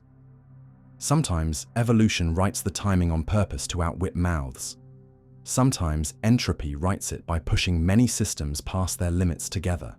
Sometimes we write it by changing the stage without noticing what cues we just amplified. You leave this topic better equipped, not to chase omens, but to notice signatures. A line of fish that stops at a river mouth, a bird fall that coincides with low cloud and a lit skyline, a herd downed on conductive wet ground after a storm, a shoreline hit every time late summer heat and nutrient runoff align, and to let those signatures nudge action, dim the lights, cool the water, guard the quiet, fix the fences, test the tissue, and keep records. Because the mystery here is not that animals die together, it's that when they do, the world usually tells you why if you listen with the right kind of patience, and that habit, curiosity with discipline, turns a shiver into knowledge and grief into care. Light that travels faster than physics allows. You've probably seen the headline or the demo that makes you blink. Light goes faster than light, a pulse that seems to leave a fiber before it enters, a laser spot that races across a mountain, faster than any rule should allow, a quasar jet that appears to outrun its own photons. And the calm way to begin is to separate what moves from what carries news, because physics' speed limit is about the travel of information and causes, not about every pattern that looks like motion. Start with the easiest imposter. If you sweep a laser pointer across low clouds or the moon, the bright spot can dash along the surface far faster than light because it isn't a thing traveling from A to B. It's a changing point of illumination created by different rays hitting different places at slightly different times, like a shadow that moves across a wall when a car passes a street lamp. Nothing rides with the spot, so no message gets delivered super fast. The same trick of perspective makes some cosmic jets look superluminal. Blobs of plasma launched almost straight at us appear to sprint faster than light because each fresh bit's light has less distance to make up than the previous bits. Light, compressing arrival times like a drumbeat that seems to quicken as a drummer walks toward you. Measure carefully, and every individual photon still traveled at the universal speed limit through space, C, and no signal leapt ahead of its own cause. The subtler claims live in glass, gas, and clever circuits, places where fast light and negative delay experiments show a pulse peak exiting a medium before the incoming pulse peak arrives. The key is that a pulse isn't a single frequency.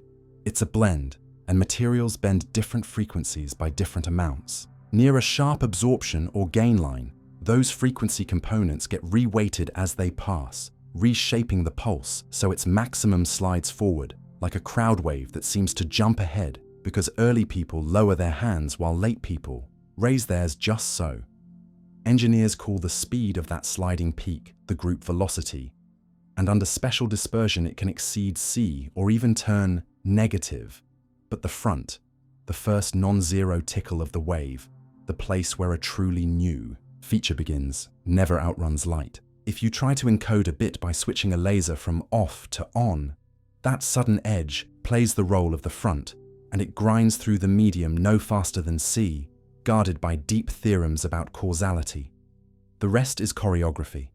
A medium with just the right profile borrows energy from stored excitation or added gain to fatten the pulse's early shoulder and starve its late tail, and your detector mistakes a borrowed look for an early arrival. Swap the message for a genuinely unpredictable edge, and the illusion vanishes. Quantum physics adds its own temptations, photons that tunnel through barriers in time shorter than naive estimates, entangled particles that show instant correlations across a lab. But the same discipline rescues you from hype. Tunneling involves evanescent fields that don't carry a clean, advancing front. So definitions of time that seem superfast don't let you send a surprise through the wall. An entanglement, while wonderfully non-local in its statistics, can't be used to push a controllable choice to a distant partner. The no communication theorem says the shared pattern shows up only after you compare notes, the slow way. Even circuits that spit out a squiggle before the input's peak arrives are playing by the rules, because they've been preloaded with energy and a learned template. So what looks like a prophecy is just the system echoing what many similar inputs have trained it to expect. Change the input in an unexpected way and the trick breaks. Across all of these cases, the same boundary holds. Fronts, causes, and surprises crawl at or below the cosmic limit, while patterns that can be stitched together from stored energy, earlier parts of the pulse, or a lucky geometry can seem to sprint. What's left then for your sense of wonder is not a broken law, but a set of beautiful distinctions you can use. Phase velocity is how fast a single pure ripple moves and can exceed c without consequence, because a lone ripple carries no message. Group velocity is how fast a pulse's crest slides and can be pushed around by dispersion and gain. Signal velocity is tied to the earliest non-analytic edge, where novelty begins and never outruns light. And energy velocity, the flow of actual energy, behaves itself too. You can test these ideas without math. Sweep a flashlight across a far building and watch the spot outrun any courier.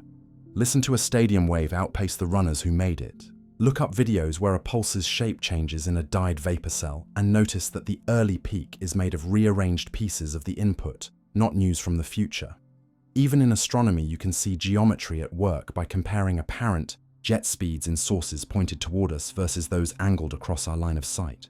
In each case, you learn that speed is a family name, not a single number. The closing thought is softer than a stopwatch. A good limit is not a prison, it's a teacher.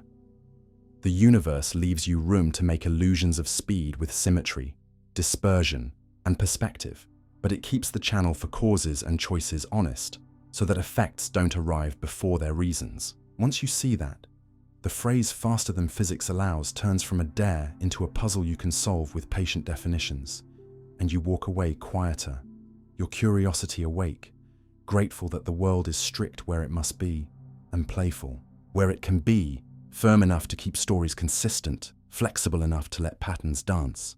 The human organ that acts like an antenna. If you want to meet the human organ that acts like an antenna, you don't have to look far.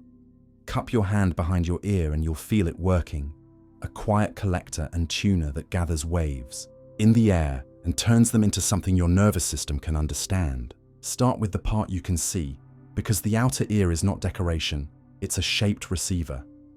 Those folds on the pinna and the bend of the ear canal act like a small acoustic dish and a short resonant tube, boosting the frequencies where speech carries most of its meaning and adding tiny, elevation-dependent ripples to the spectrum of incoming sound so that above, below, and behind are written into the wave before it ever touches a neuron. A thin drum at the end of the canal, the eardrum, vibrates with that pressure pattern and passes it through the ossicles, 3 small bones that form a lever and impedance match between air and the fluid world of the inner ear, because without that matching, most of the energy would bounce right off. Now you enter the coiled sensor itself, the cochlea, a fluid-filled spiral where a long tapered membrane behaves like a biological spectrum analyzer, responding to high pitches near its base and lower pitches farther in, so that position along.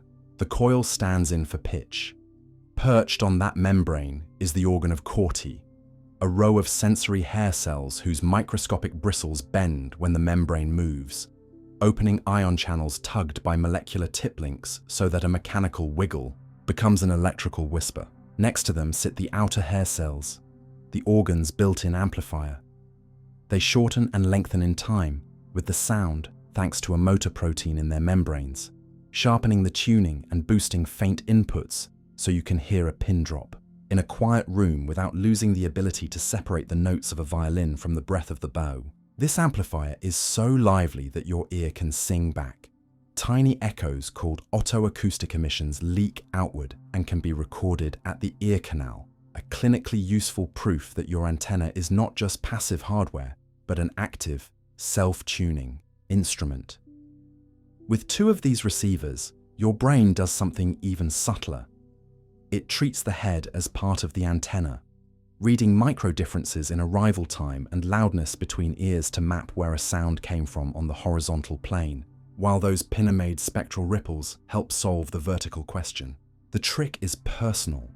Because the folds of your ear are unique, your nervous system learns a custom filter, and you can see that learning at work in experiments where a simple ear insert temporarily ruins your ability to say whether a sound is above or below until, after a few days, your brain retunes to the new antenna, then promptly readapts when the insert comes out. That plasticity is why headphones that simulate the shape of a real ear can fool you into pointing at a virtual bird over your shoulder, and why your own sense of space is sharpest when the sound has been filtered by your own anatomy.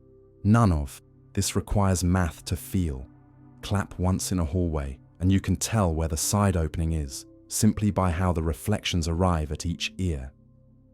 The antenna analogy stretches beyond hearing into balance, because the same hair cell design appears in the vestibular system, where 3 curved canals filled with fluid sense head rotation and 2 small sacs topped with crystals sense linear acceleration and tilt. Here too, the physics is clean. Motion lags in the fluid, bends the bristles, and reports a change. The result is not conscious sound, but a constant stream of mechanical information that keeps your gaze stable when you walk, helps you know which way is up in the dark, and warns you when the world tilts, an inner reference that, when mismatched with what your eyes report, produces seasickness. Even bone can act as a path for vibration, which is why you can hear your own voice differently than a recording, and why bone conduction headphones can play music to your cochlea while leaving your ear canal open to the street. Underwater, where the impedance mismatch between water and eardrum is large, bone and tissue carry more of the signal than air would. Another quiet example of the body, finding a path for waves when the usual route is blocked. Because this antenna is alive, it has limits that matter to you. The outer hair cells that give you sensitivity and sharp tuning are fragile and do not regrow in mammals, so hours spent in high sound, power tools, clubs, loud earbuds flatten the amplification and leave you with permanent losses and ringing that isn't a sound in the world, but a brain filling in after damaged input. Protecting the receiver is simple physics turned into habit. Turn down, step back, take breaks, and wear well-fitting protection when the environment rumbles. The flip side is hopeful. When the front end is harmed but the nerve is still healthy, a cochlear implant can bypass the broken mechanics and feed patterns of electrical pulses directly into the spiral with an array of electrodes, exploiting that orderly pitch map so the brain can relearn speech from a new kind of input. Modern hearing aids, for their part, don't just make things louder, they aim the antenna.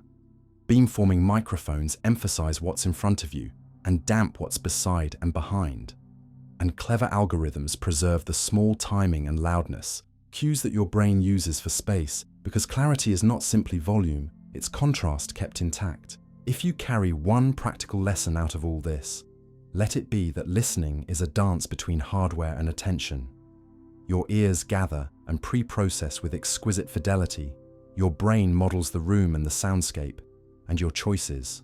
Where you sit at a table, how you angle your head when you let silence back into the day, change the quality of what you hear.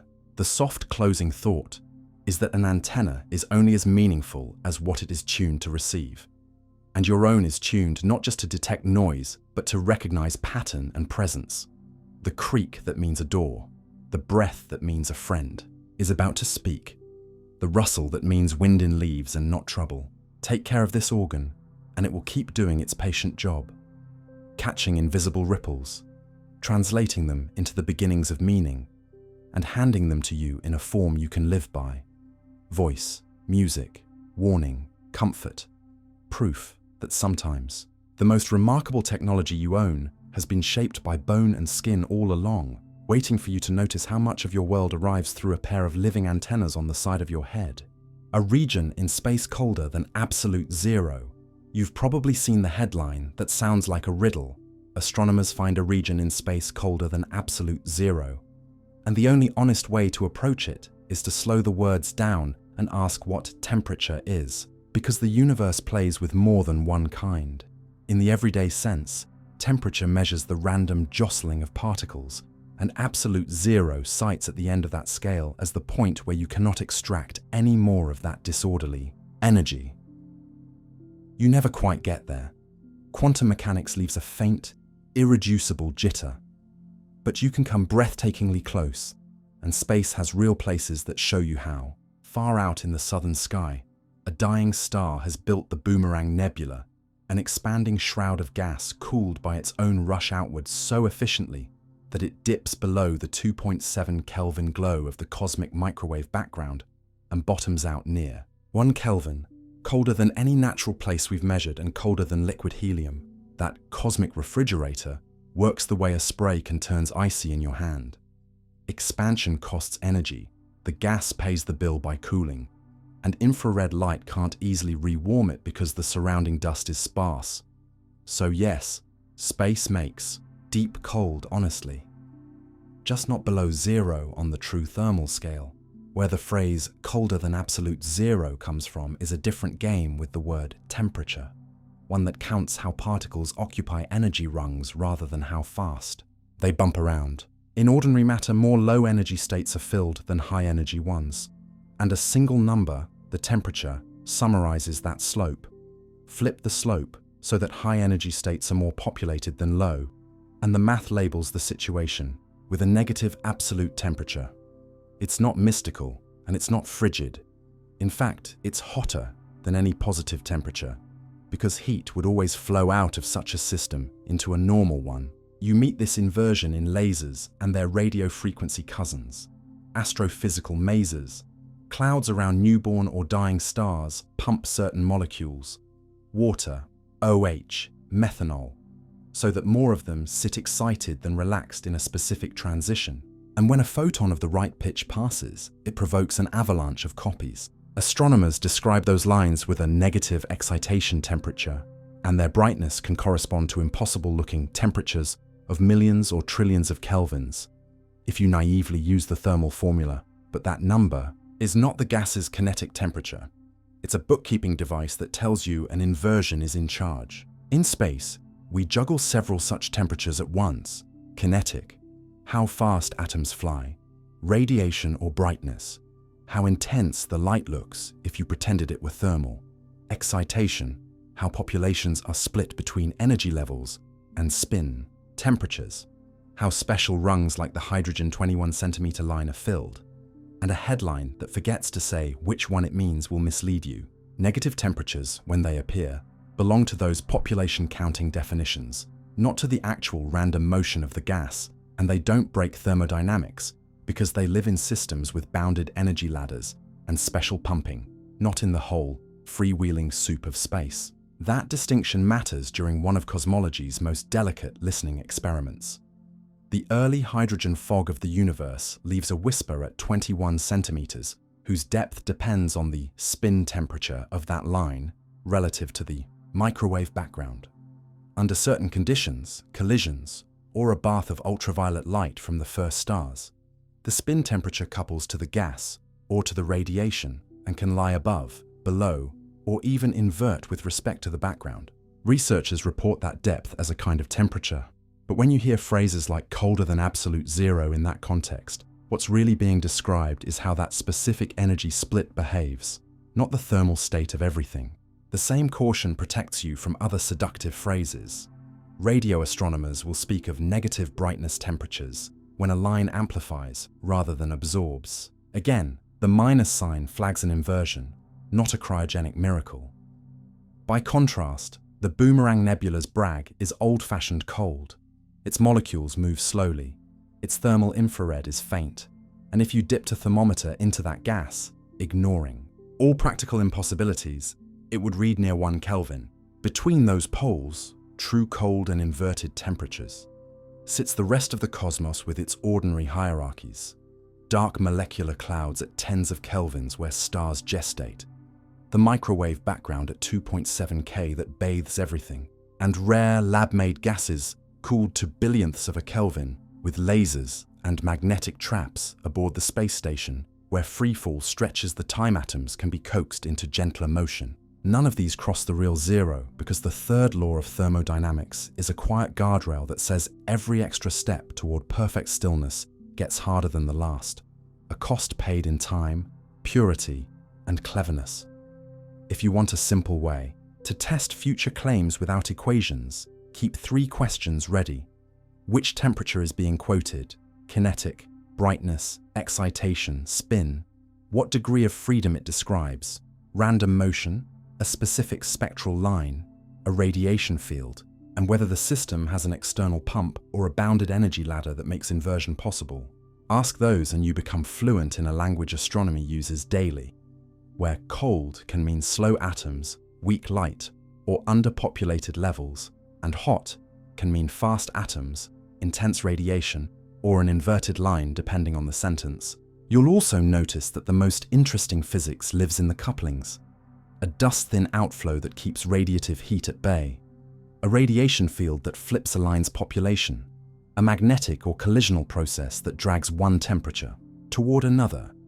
Those bridges, not the headlines, are what turn jargon into understanding. And if you keep a softer lesson alongside the technical one, let it be that nature delights in careful definitions. What feels like a paradox, colder than absolute zero, is often a label torn from its context. Put it back and the wonder improves. Not because the world is stranger for strangeness' sake, but because it is precise. A nebula can become a cosmic freezer by expanding into silence. A cloud can sing like a laser because starlight pumps. A single transition upside down. A primordial fog can leave an absorption notch deeper than you expected, because one kind of temperature drifted apart from another. None of that breaks the book. It fills it in, and you walk away calmer, with a toolkit for reading new claims. Listen for the kind of temperature, look for the pump, And remember that the true zero is a boundary we approach but never cross, while the negative signs that make headlines belong to the way we count rungs on a ladder, not to the chill in the air. Why the laws of physics break inside neutron stars. You grow up trusting the phrase laws of physics the way you trust the ground under your feet. Fixed, universal, calmly reliable, until you place your attention on a neutron star and feel that ground flex, because here is a place where the rules you learned still apply, but your usual ways of using them fracture, overlap, and sometimes outright conflict. Begin with the simplest picture you can hold. Take a star heavier than the sun, let it run out of fuel, and watch its core collapse under its own weight until almost every spare electron is driven into a proton and the matter turns into a city of neutrons packed tighter than atomic nuclei, a sphere the size of a city with the mass of a star, so dense that a teaspoon would weigh more than a mountain. Gravity is now so strong that time slows at the surface, light climbs out redder and weaker, and the whole object sits just this side of becoming a black hole. None of this violates a law, but it forces you to use general relativity for gravity, quantum mechanics for the matter, nuclear physics for the forces between the neutrons, and electromagnetism for the magnetic fields, all at once. And our neat textbooks do not give a single, finished theory that can handle that quartet cleanly in one calculation. So, break here means our approximations snap and we no longer know from first principles exactly how the stuff inside behaves.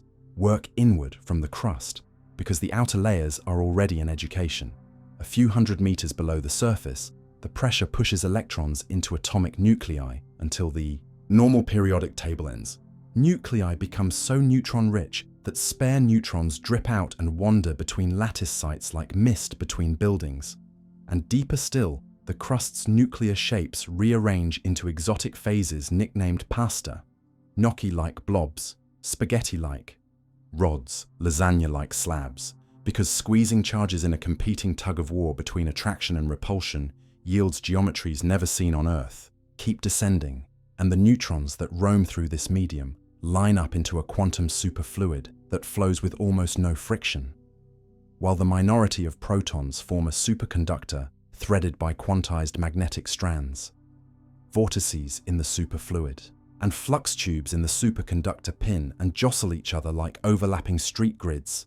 And when they suddenly unpin, the whole star's crust can lurch and the rotation rate jumps in a heartbeat, a glitch that tells you the interior isn't a simple solid or a simple fluid, but a quantum mixture whose rules come from many-body physics far beyond any lab. The laws aren't broken, your intuition is. Move to the core, and the uncertainty deepens into a question with teeth. Are the neutrons still the main characters, or have pressures several times higher than ordinary nuclear density dissolved them into their quark ingredients, perhaps forming an exotic soup that superconducts in a new way? Do strange particles, hyperons, appear, softening the matter? Does the symmetry energy, the part of the nuclear force that cares about neutron-proton imbalance, grow stiff or slack? Each answer changes how squishy the star is, which, in turn, changes how easily it can be squeezed by a companion's gravity and how small it is for a given mass. Because we cannot make a teaspoon of neutron star core in any laboratory, we listen for clues instead.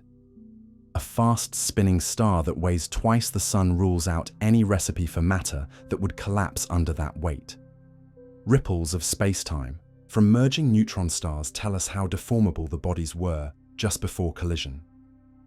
X-ray timing of hotspots on a star's surface lets us infer its radius from the way light bends around it. Taken together, these observations cut away many possibilities, yet a single consensus equation of state remains out of reach. The law we want most, a precise pressure-density relation for this material, is still a family of contenders, not a finished line. The magnetism pushes you into another edge case. A subset of neutron stars carry magnetic fields so intense that they warp the vacuum itself, turning empty space into a medium that splits and polarizes light. In such fields, photons can convert into pairs of matter and antimatter out of sheer field strength. and the quantum rules of light-matter interaction change in ways that have been predicted and only recently glimpsed. Nothing in electromagnetism is contradicted, but our everyday idea of vacuum as nothingness is too simple. And the corrected picture, vacuum as a polarizable, birefringent stage, finally matters in a measurable way. Add rotation, and you get a lighthouse whose beam is powered not by hot gas but by a star-spanning electrical circuit, a magnetosphere filled with charges ripped from the surface and accelerated along field lines until they radiate away energy as radio, X-ray, and gamma-ray light.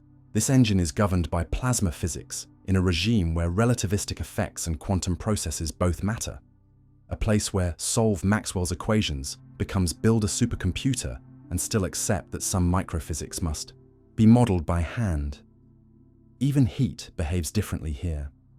The newborn star is born blazing hot and cools by spraying neutrinos from the interior, but whether it cools quickly or slowly depends on whether a particular set of particle reactions, direct, beta decays among its constituents, are allowed by the dense matter rules. If they are, the star chills in decades, what would otherwise take centuries. If they are not, heat lingers and surfaces glow longer. Observing that cooling curve in X-rays is one of the cleanest windows into the interior, a thermometry of the invisible, but interpreting it forces you to reckon with superfluid pairing gaps, crust impurities, and even the possibility of localized reheating from tiny quakes. Gravity's role, meanwhile, refuses to stay in the background. The binding energy of a neutron star, the share of its mass that exists purely as the energy of being held together, is so large that it reshapes the bookkeeping of any process you consider, which is why two neutron stars that collide can radiate away a significant fraction of a sun's mass in a single, brief wave train. General relativity handles this at the level of equations, but the interplay between those equations and the messy physics of matter is where our breaks show. A tide can raise a mountain only a few centimeters high on such a rigid body, yet that small bulge can seed a continuous gravitational wave if it stays. A mode of oscillation called an R mode can, in some models, grow by feeding on the star's rotation and be tamed, or not, by the poorly known viscosity of superfluid matter. Each case translates a microscopic quantity we cannot yet compute precisely into a macroscopic signal we can hunt for, and the hunt itself becomes the experiment. If you want a practical way to hold all this without drowning, think of neutron stars as laboratories where our established laws are pushed into corners we rarely visit. Gravity must be treated with curvature, not as a force. Quantum mechanics must be used not just for single particles, but for crowded, strongly interacting matter. Electromagnetism plays out not in air, but in vacuums, so stressed by fields that they behave like materials, and all four layers talk to one another. We are honest enough to say we do not have a single, all-scale theory that does this perfectly, so we triangulate with observations, masses, radii, spins, cooling rates, glitch statistics, polarization of light near the surface, tidal squeezability during mergers, and let those measurements prune our guesses. The soft closing lesson for you is that break doesn't mean the universe cheats. It means our simple stories do. A neutron star is a place that forces humility and precision at the same time, reminding you that laws are real, but their full expression can be far stranger and richer than the classroom versions.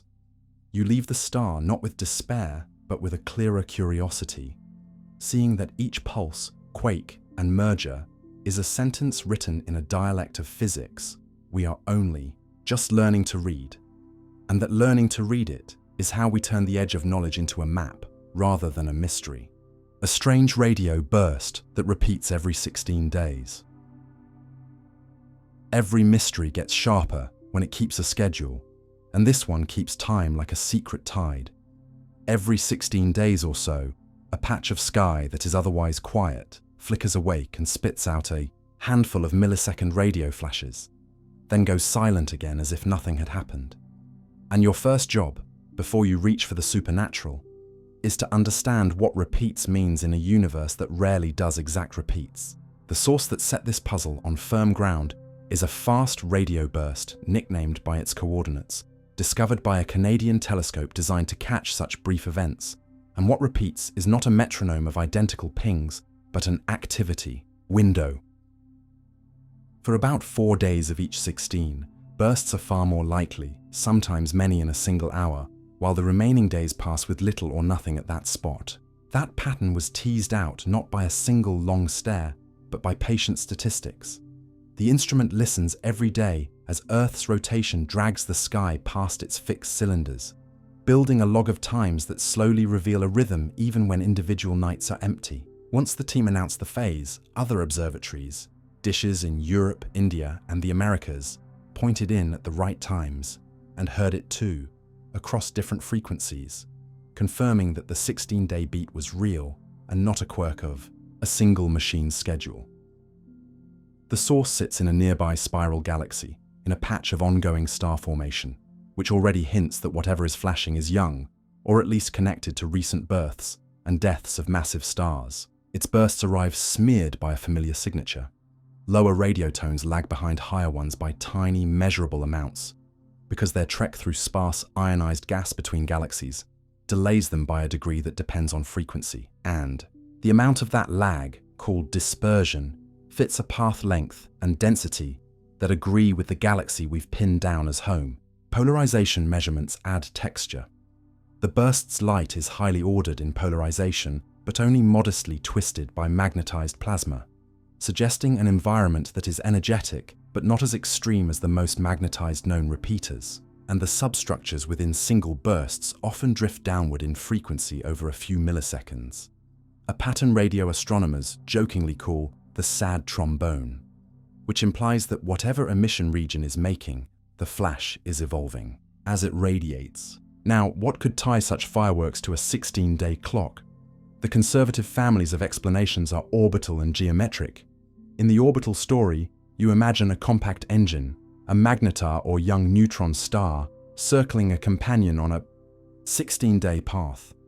During a few phases of that orbit, the line of sight is clearest, less absorption or scattering in the wind of the companion, or the engine plows through denser material that seeds the very conditions needed to trigger coherent radio emission, so you get bursts only when the geometry and the local weather align. This can even explain a subtle observation. The on window seems to shift with observing frequency, which is exactly what you expect if plasma near the source blocks low radio tones for a longer fraction of the orbit than it blocks higher ones. In a variant where the companion is a massive, fast-spinning B star with a clumpy equatorial disk, the neutron star would dive through that disk once per orbit, and for a few days afterward, shocks and magnetic reconnection could pump out radio flashes until the system calms. In the geometric family, the engine might be alone but wobbling. If a magnetar's crust and superfluid interior aren't perfectly aligned, the star's magnetic axis can precess like a slightly unbalanced top, and the emitter's beam would sweep past Earth only during certain parts of the wobble cycle, producing an activity window without demanding a partner. Each picture makes testable predictions. Orbital models expect a consistent phase relationship over years and might show Doppler shifts or absorption changes tied to the orbit. Precession models can drift slowly as internal stresses relax, and that is exactly how the field is pressing forward, by stacking timing, polarization, and frequency evidence month after month, rather than by leaping to a single grand claim. You should also notice what we did not see. Despite coordinated searches during active windows, no steady glow or flares in X-rays or gamma rays have been caught conclusively at the same times, which leans away from models that would require explosive high-energy outbursts each time the radio turns on. And the bursts' shapes, narrow spikes, sometimes clustered in quick succession, suggest a coherent emission process, charges acting in concert, rather than a glow from hot gas, which is why analogies to pulsars and magnetars are still our best starting points, even if the energies per burst are larger and the spectra broader than typical pulsar shots. The periodicity puts this repeater in a different class from earlier celebrities. One famous source pops irregularly for months, then naps for months on a roughly 157-day cycle, but its on-off envelope is long and fuzzy, whereas this 16-day system behaves like a door that is mostly closed and briefly open, offering a cleaner handle for modeling. Astronomers have even found that some bursts in a given cycle prefer certain radio bands. Another nudge that local plasma near the engine shapes what escapes and when. To keep your thinking honest, it helps to separate 3 times. The microsecond scale physics of the emission itself, whatever engine organizes charges into a coherent radiator. The millisecond drift and subburst structure, how the local magnetized plasma near the engine filters and refracts the signal. And the 16-day clock, either an orbit, a precession, or some other periodic gate. When you ask which piece each observation speaks to, the puzzle stops being mystical and turns into a set of coupled constraints. For example, the modest twisting of polarization argues against a wildly magnetized, compact nebula like the one around the first discovered repeator, yet the high burst rate during the on window demands an engine capable of many rapid resets, which magnetars can supply. The small distance of this galaxy relative to others in the FRB catalogue makes intergalactic smearing less dominant. So the fine structure we see is more likely to be local weather near the source, which in turn can be folded into the orbital or precession story. Even null results matter. If, after years, the phase drifts or splits, precession gains weight. If absorption lines move in phase with the activity window, orbiting dust and gas win. All of this has a practical payoff beyond satisfying curiosity. Periodic activity makes prediction possible, so you can point arrays with limited time exactly when they are most likely to catch action, improving the odds of pinning bursts to specific star-forming knots, measuring tiny arrival time differences across frequencies that constrain the plasma density near the source, and exploring whether the window itself breathes over seasons the way a real binaries wind environment would. It also lets you test exotic ideas with discipline. If someone proposes that dark matter clumps modulate the bursts, they must explain why radio frequency matters and why the phase remains stable. If another claims a planetary companion causes eclipses, they must deal with how a fragile planet could live near an object that spits radio energy like a strobe. The 16-day heartbeat, in other words, forces hand-waving into arithmetic. The soft human lesson hiding inside the data is that regularity is a gift you can use without turning it into myth. When nature offers you a cycle, you don't need to worship it. You need to measure it from as many angles as you can and let inconsistencies prune your favorite stories. Here, the schedule lets you trade wonder for understanding one window at a time, and each success, another well-timed detection, another constraint on the surrounding plasma, another year of stable phase, turns the headline from strange into strange but learnable, which is the best kind of strange. So the next time the 16-day mark approaches on a radio astronomer's calendar, imagine the quiet excitement in control rooms as telescopes home in and the first spikes crackle through the waterfall plot, not as a message from elsewhere, but as the sound of an engine and its environment in conversation, a conversation you can now follow because you know which parts are the voice, which are the room, and which are the clock that says, simply, now. The hidden energy web connecting all living things. Imagine you could dim the world's colors and watch only the flow of energy. You'd see a quiet glow spill across the planet each morning, particles of light landing on leaves, algae, corals, and certain bacteria, then watch that light become motion, warmth, and memory as it threads through everything that lives. And you'd learn quickly that there isn't a single food chain so much as a braided hidden energy web that connects you to moss on a stone, krill under sea ice, and microbes in soil under your shoes. Start with the first conversion, because that is where most threads begin. Photosynthesis takes sunlight and, with water and carbon dioxide, stores its punch in chemical bonds, packaging it as sugars, and starches the way you might store summer, in jars. Those bonds are small batteries. Life can pass hand to hand, and when a cell needs to spend the energy, it breaks them carefully, moving electrons through tiny protein machines that pump protons and turn a molecular turbine to make ATP, the immediate coins of biological work. Even here, the web already branches. Plants keep some energy for growth and repair. The rest leaves as heat or as food for herbivores. Those herbivores fuel predators, scavengers, and parasites. And at each step, a big share, usually most, dissipates as heat because living is expensive. Muscles leak. Enzymes need warm rooms to work. And the second law of thermodynamics quietly taxes every transfer. That is why pyramids of life are broad at the base and narrow at the top, and why a wilderness can support many more insects and grazing animals than hunters. A useful rule of thumb: you can test anywhere from coral reefs to prairie. But the web gets richer when you leave the obvious path and follow the detours most diagrams omit. A fallen leaf is not wasted energy, it's a paycheck to an underground workforce. Fungi and bacteria eat the leftovers, turn them into their own bodies, and then feed tiny soil animals, which feed larger ones, and so on. In the ocean, a comparable microbial loop recycles the rain of dissolved organics shed by plankton. So energy that would have drifted away loops back into the food web. Viruses even run a shunt, popping cells and sending their contents back to microbes rather than up the food chain. A grim trick that still keeps energy in circulation. Near the base where most mouths are, these side channels make ecosystems resilient, because when one root thins, say, a bad year for grazers, detritus and microbes keep life moving. Not all life starts with sunlight either.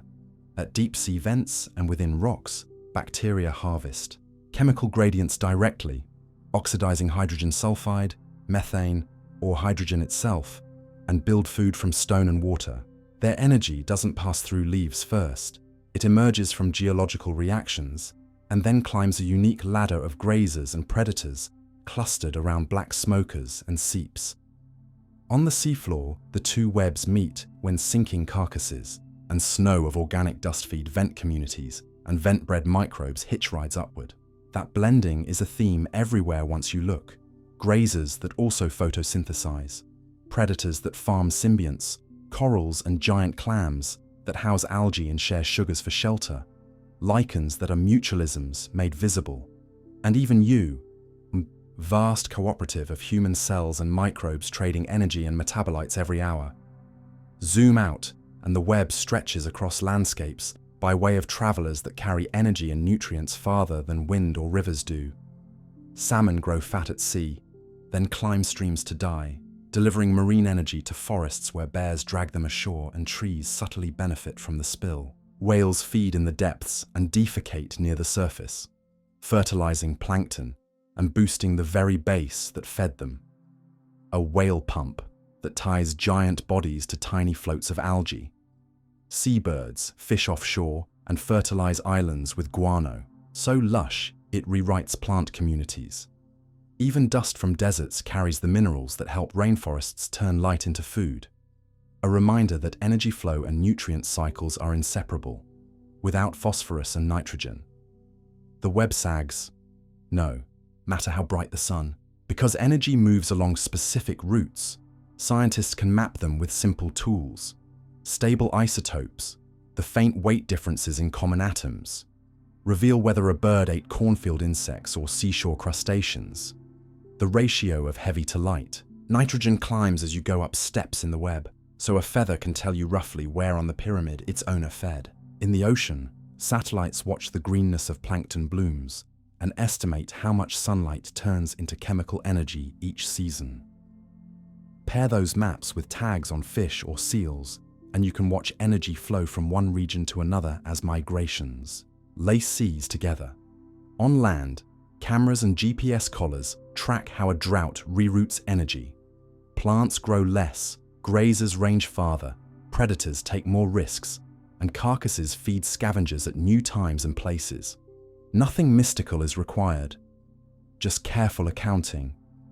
Energy in, energy stored, energy spent, energy lost to heat.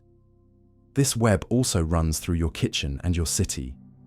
Agriculture is a grand apparatus for redirecting a slice of planetary photosynthesis toward people, and the efficiency of that redirection depends on choices you can feel. Eating lower on the web saves energy. Reducing waste widens the slice that actually nourishes someone, and closing loops with compost returns some captured energy to soils instead of dumping it where microbes can't help. Fossil fuels, for their part, are ancient sunlight banked by dead plankton and forests. And when you burn them, you short-circuit the patient flows that ecosystems run, flooding the air with carbon faster than living webs can reinvest it, which then feeds back on the web by heating seas, shifting rains, and tightening or snapping strands. Thinking in energy rather than only in species gives you a clearer handle on why some policies work. Protecting wetlands doesn't just save birds, it safeguards engines that turn light into living carbon and buffer floods. Marine reserves don't just harbor fish. They rebuild the base that exports larvae and energy to the edges. Restoring large animals restores pumps that lift nutrients and move energy across depth and distance. If you want a kitchen table experiment to feel the web in your own body, follow breakfast backward. Not in guilt, but in curiosity. Sunlight into grass, sugars into grain, grain into eggs or fruit, field into truck, truck into market, stove into heat, then into ATP that lets you lift a mug.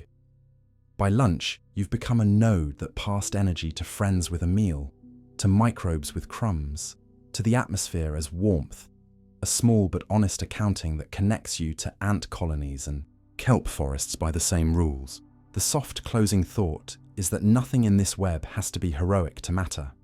The smallest algae cell turning one more photon into sugar, a worm in garden soil threading castings through roots, a bat carrying a belly full of moth energy across a valley. Each is a stitch that keeps the fabric from tearing, and when you walk at dusk and the air cools on your skin, you can let the day slow your mind and still wake your thought with one steady idea.